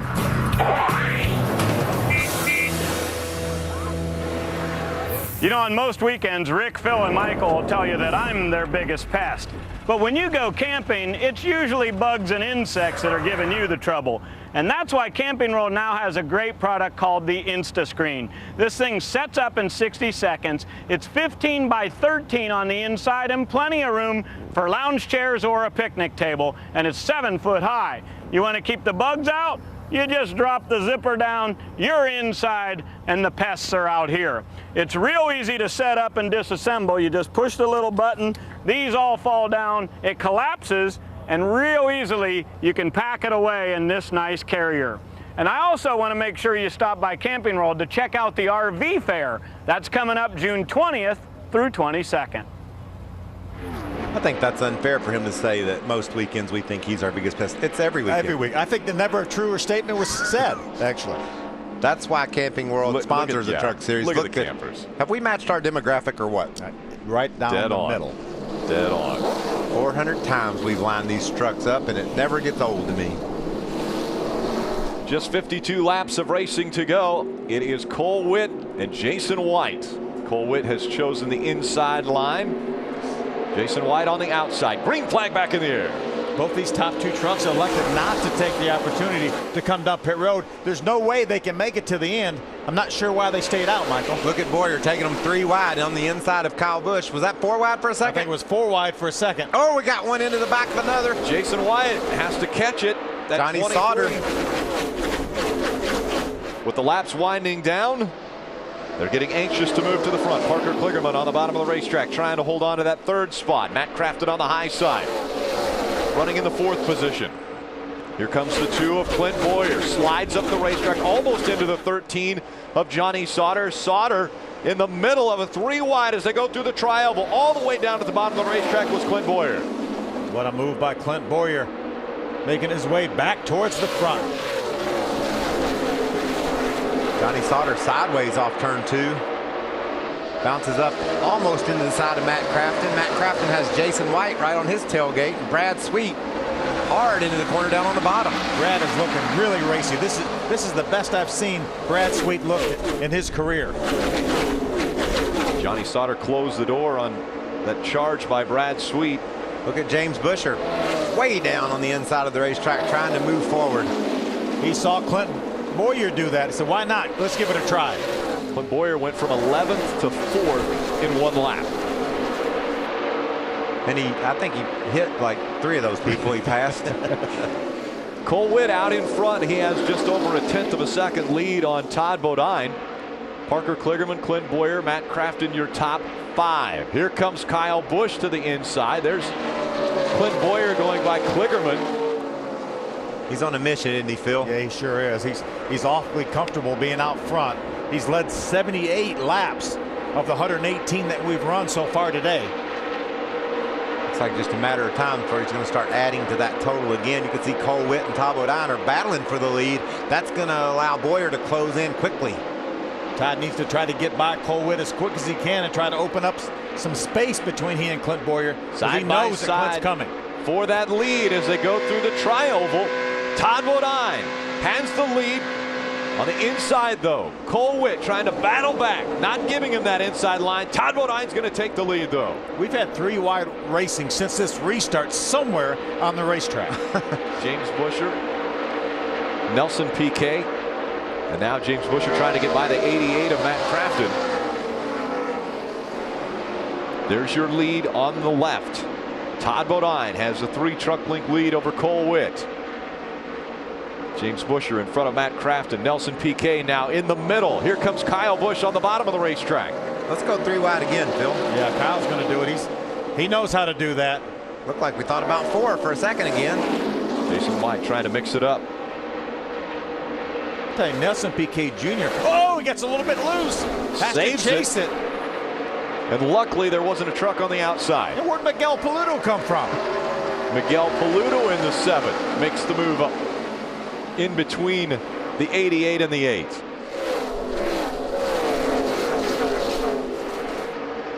Here comes Brendan Gaughan in the 62 running the high line once again. We know Brendan is used to running the high side. Sometimes you get over the cushion, but we have a side-by-side battle for a lead. Clint's using the bottom. Todd Bodine with the momentum, trying to take it back on the high side of the racetrack. Clint Bowyer on the bottom of the racetrack.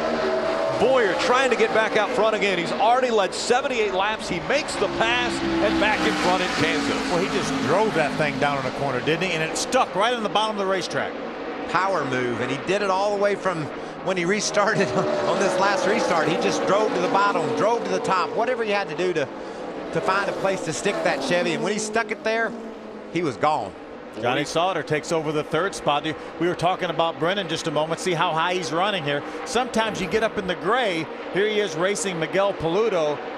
Brendan's truck's going to get away from him. Got a little bit loose. Had to chase it up the hill.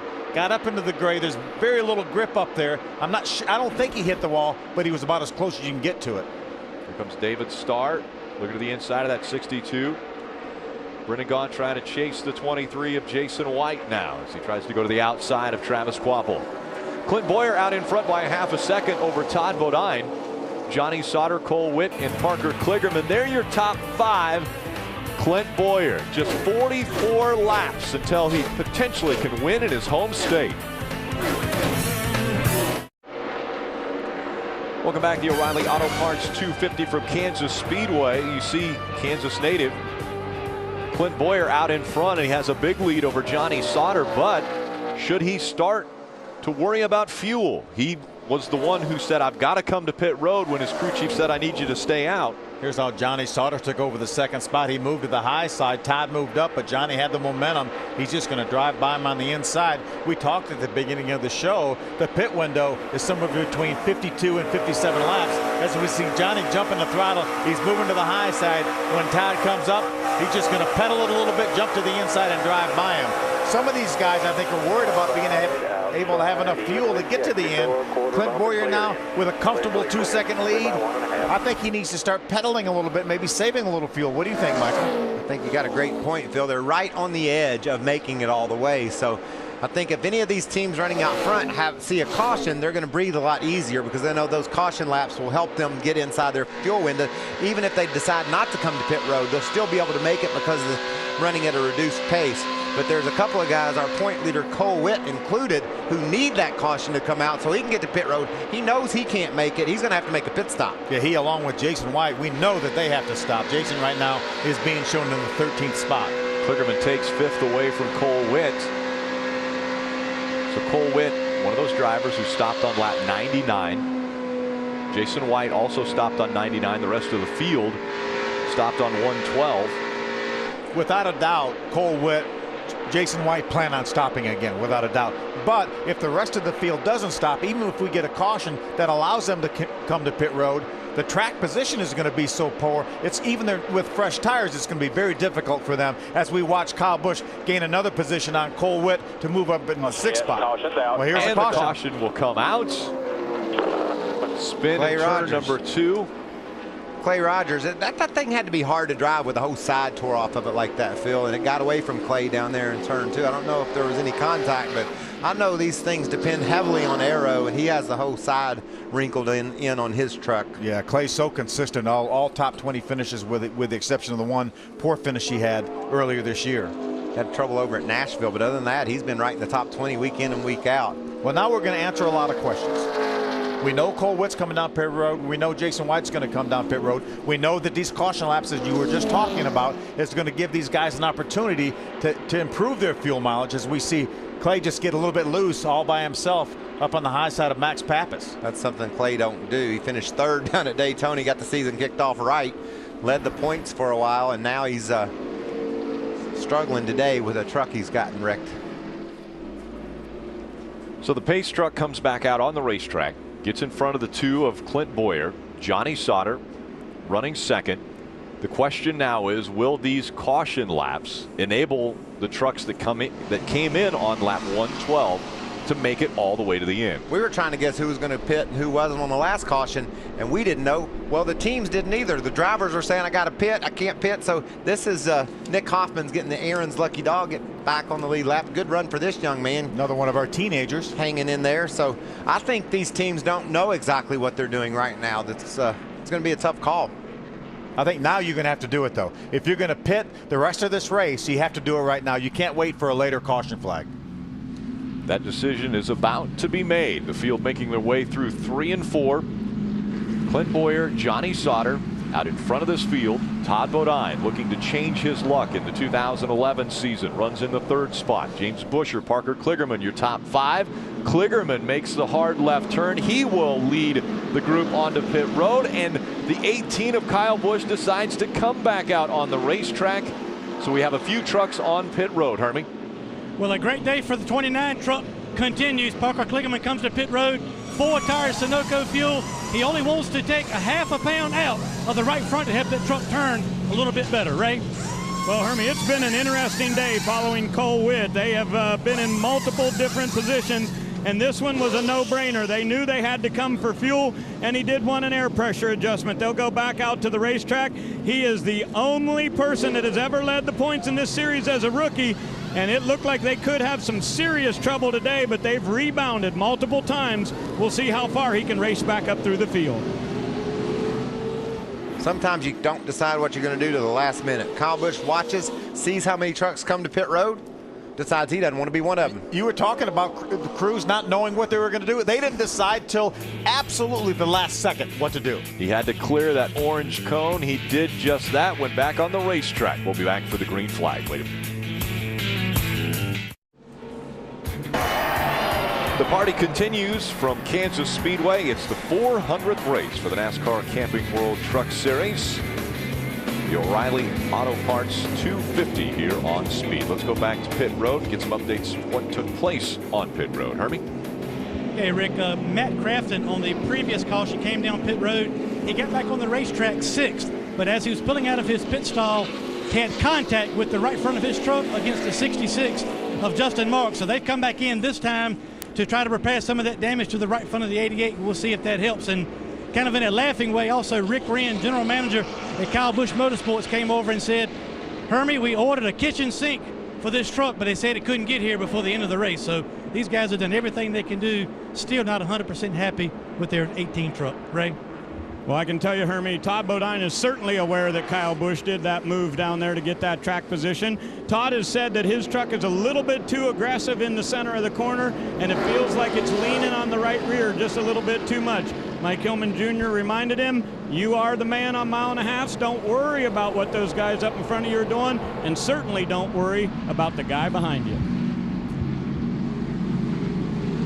The guy behind him he's talking about the 18 of Kyle Busch, who's won the past 3 races in the Camping World Truck Series, trying to make it 4 in a row, but has been struggling here in Kansas. Stay with us. Pace truck pulling off of the racetrack, putting the field back in the hands of Clint Bowyer and Johnny Sauter. Clint Bowyer has been dominant. He's led 93 laps. Green flag back in the air. See if Johnny Sauter can do anything with him. Johnny Sauter able to get up through the gears extremely well here. Get side by side with Bowyer. Working their way through 1 and 2. Side by side for the lead. Clint Bowyer making the move on the outside. Trying to take that top spot back away from Johnny Sauter. Bowyer out front. Sauter runs second. James Buescher climbing all over the back of Todd Bodine, or excuse me, of Johnny Sauter. You see Todd Bodine racing hard back there with Kyle Busch. So Buschers have been able to get by Todd Bodine for the 3rd spot. Bodine drops back to 4th. Then it's Kyle Busch in 5th. Good and then side by side behind him for 6th. Brendan Gaughan trying to overcome that miscue on pit road. Ooh, Parker Kligerman gets to the inside of Piquet Jr. Gets a little bit loose down there. Nelson Piquet Jr. right in the middle in number 8. Jason White on the high side. Kligerman thought, I can get most of it in there, I know. He got it all in there, but it wasn't without running into Piquet Jr. and scooting him up the road. The 88 of Matt Crafton a little bit slower on the racetrack. 3 wide once again. We saw Parker Kligerman on the bottom of the racetrack, down on the apron. Trying to get by the 7 of Miguel Paludo. Look at that battle inside the top 10. Look at all those trucks, man. Kligerman started 12th on the restart. Has already moved up to the 7th position.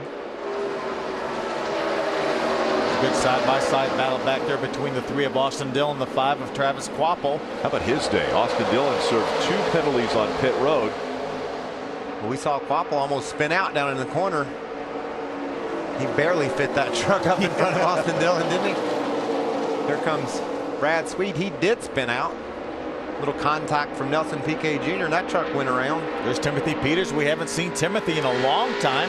He's battling up in there in the top 15. Right in the 15th position now. Right behind him, Cole Whitt. That truck just hadn't been right today, Phil. He's used some strategy, get up front. It's got some track position, but it hadn't handled right. We saw him under the hood working on it, so maybe they've improved it. He's gained about 10 positions since the restart. There's the Battle of Brazil. Nelson Piquet Jr. and Miguel Paludo. Right now, Nelson Piquet Jr. has the advantage in the number 8.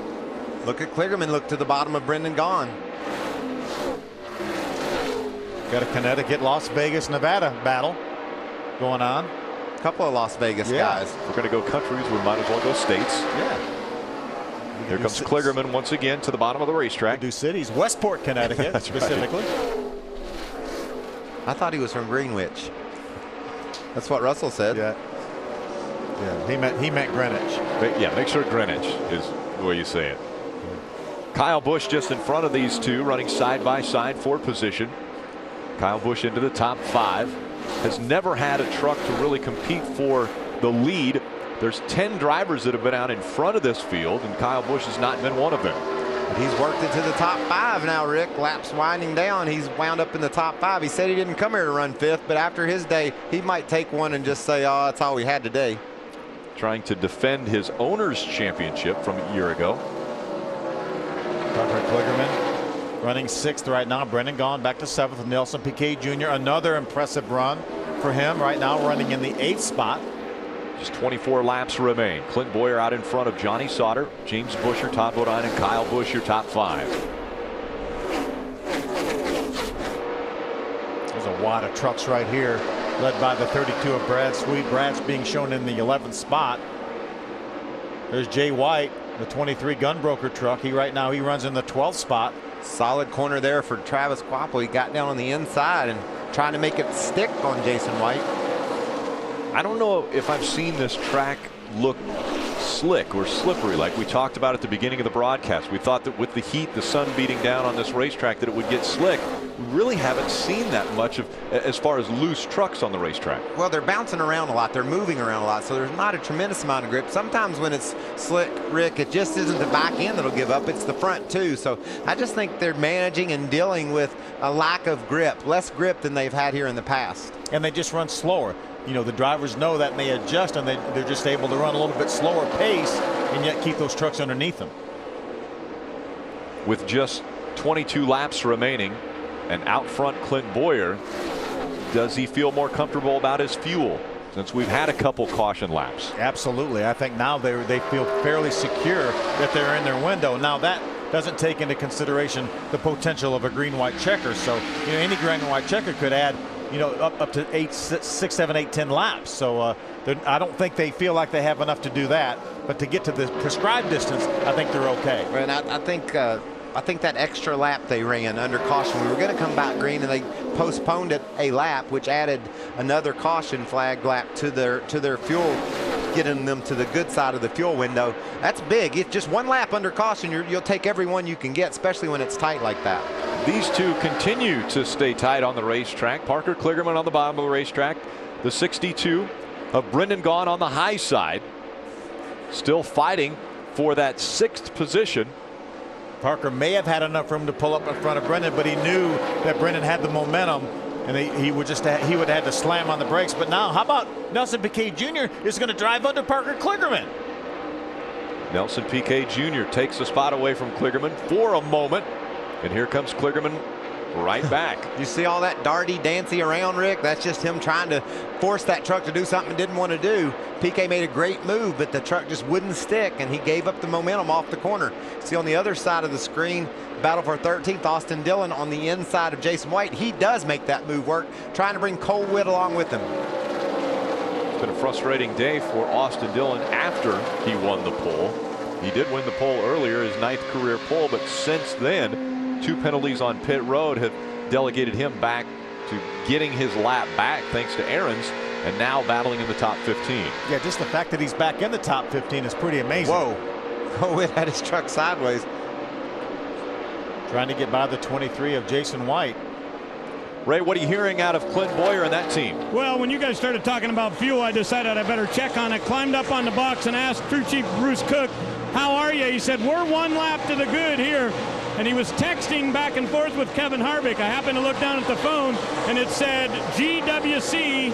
That means if we go green-white checkered, they're no good. They're 1 good right now, as Phil said, to the prescribed distance. Todd Bodine just in front of Kyle Busch. They've gotten to where they can figure this gas mileage pretty close, too. They really figure it to the last pint of gas in that tank and try to just assume and assume usually correctly that they can get all the gas that's in that tank out and into the carburetor. The pickups are so good now that as you see the gap between first and second, it's about a 2.7 lead for Clint Bowyer right now. But the problem is when they're out, they're out. The pickups are so good, it gets every ounce, but there's no warning. We'll take one more break before we see the checkered flag. The distance between 1 and 2, 1.7 seconds. Stay with us.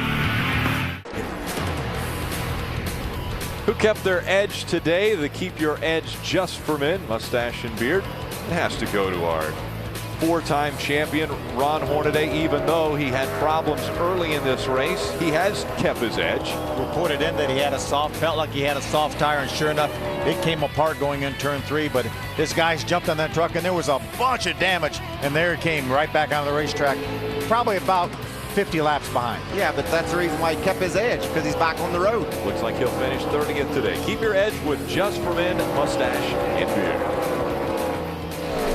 Now, unlike Just for Men mustache and beard, this isn't pretty, but if you use all that stuff for your grooming habits, then you can look sharp. Grooming needs. That truck doesn't look sharp. It's bent up.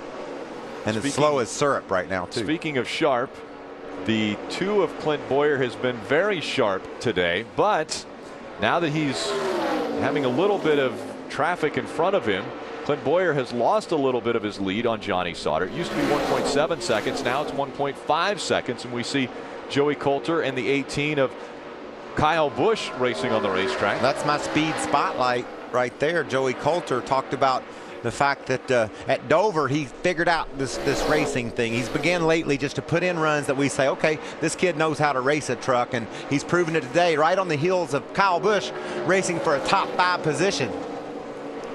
Trying to break into that top 5. Coulter will have to get by the 18 of Kyle Busch to take that spot away. Joey's going to jump to the high side, try to get some momentum up there.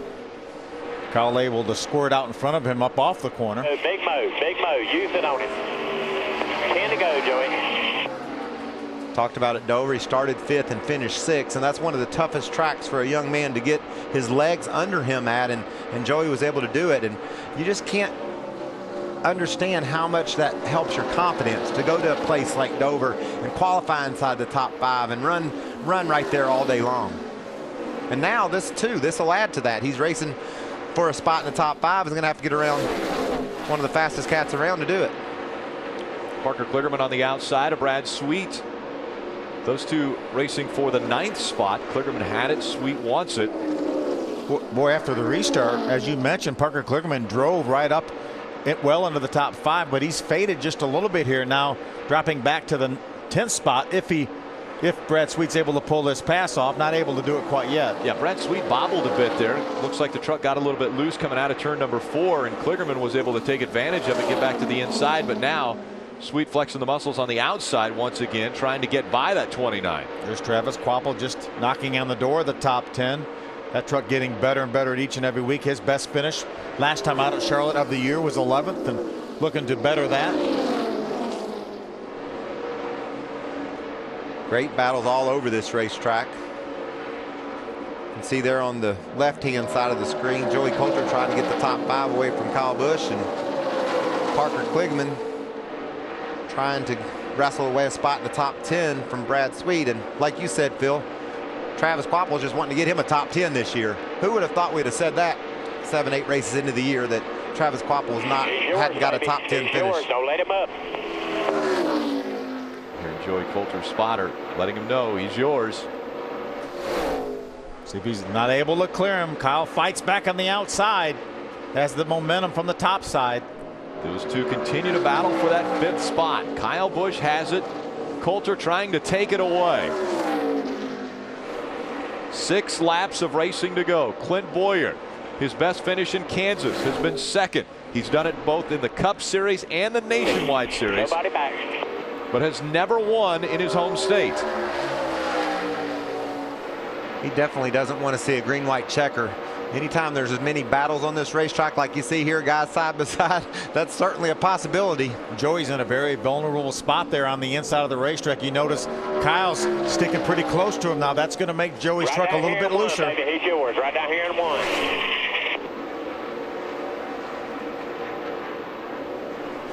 Truck looks pretty stable though down there. That battle for 5th continues. That time Kyle went up the racetrack just a bit higher exiting turn 2.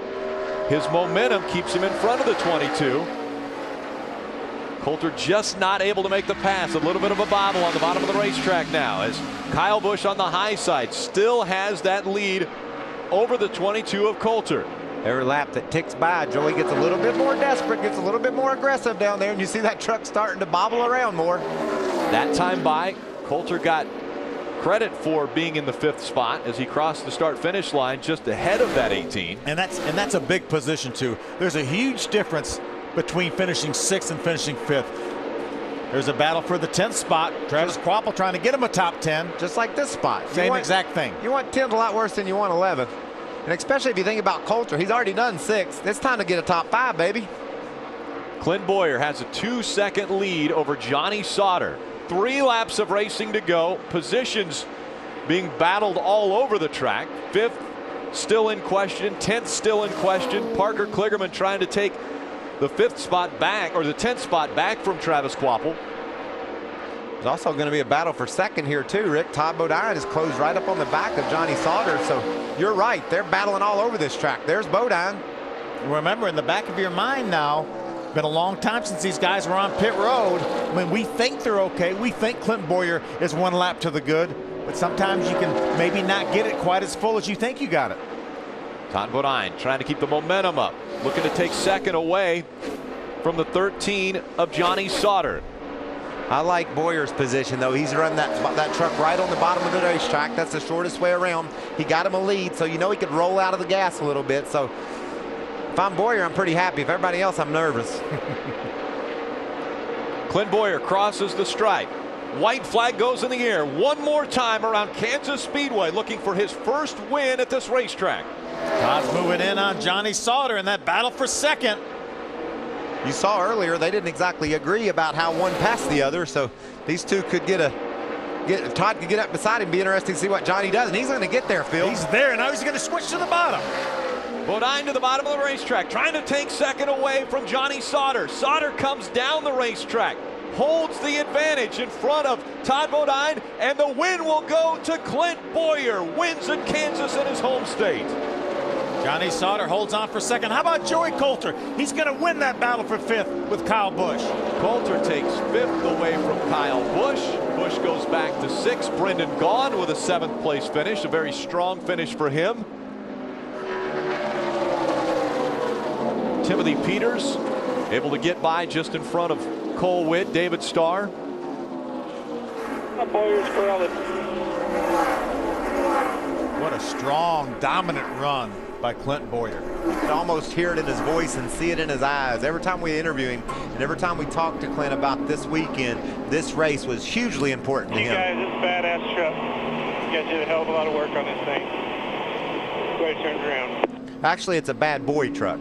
Bad boy buggies on the hood of the winning truck. Clint Bowyer will be headed to victory lane, and his crew chief is going to meet him there, but first he's going to talk with Ray. Well, a big win for Bruce Cook, but maybe even bigger for Clint Bowyer. When I walked in the garage the other day and I had picked Kyle Busch on the race hub to win this race, you told me I was crazy. How did you know you were going to be this good? Oh, we were just that good, I felt. I got to thank Kevin Delano for giving us everything we need to go win these damn races like this, and everybody back at that shop that puts the bodies on these things, to putting them together to come to the racetrack. And I just had a feeling this week with everything that we've gone through the past couple times, running second and sitting on the outside pole, it was just going to happen right here for him in his hometown, and I can't be any more happier for him and Kevin Delano. First truck win for you. How's it feel? Oh, it feels great. I'm happy for my team. They deserve this. They worked their butts off for this, so this is what it's all about. That was a dominant performance today by truck number 2.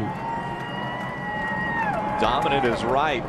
He led 5 times for 124 laps, including the final 46. Whoa, he better put it in gear there, Clint. There you go. He gets to get out and hear the applause of his hometown crowd. How cool is that? Less than 100 miles from here, Emporia, Kansas. Clint Bowyer, his first win at Kansas Speedway. And you remember his voice at Charlotte when he got passed in the last 10 laps by Kyle Busch, how disappointed he was? And you know, you got to think that a lot of those folks cheering are from the Joplin, Missouri area. This part of the country just devastated by that tornado. So it's nice that these folks have a chance to come out here and cheer for a hometown guy and just have a day at the races. It's therapeutic for a lot of folks, I'm sure. Clint Bowyer climbs back into his race truck. There's a good shot of Joey Coulter, who got his career best finish of 5th there. Let's take a look back and how we saw him battling Kyle Busch here. That's coming off turn number 2. He's going to jump down to the bottom of the racetrack as they go down to turn number 3. He knows he's out of time. He's going to have to make it happen now. Got aggressive and drove up the hill. He took that position away from Kyle Busch. And I think he did it at the exact right time, because that was the last lap. And this is after that battle. Kyle's going to pull up beside him and say, Joey, that's not how to do it. But see the little bit of smoke there? That was tire smoke from the trucks rubbing together.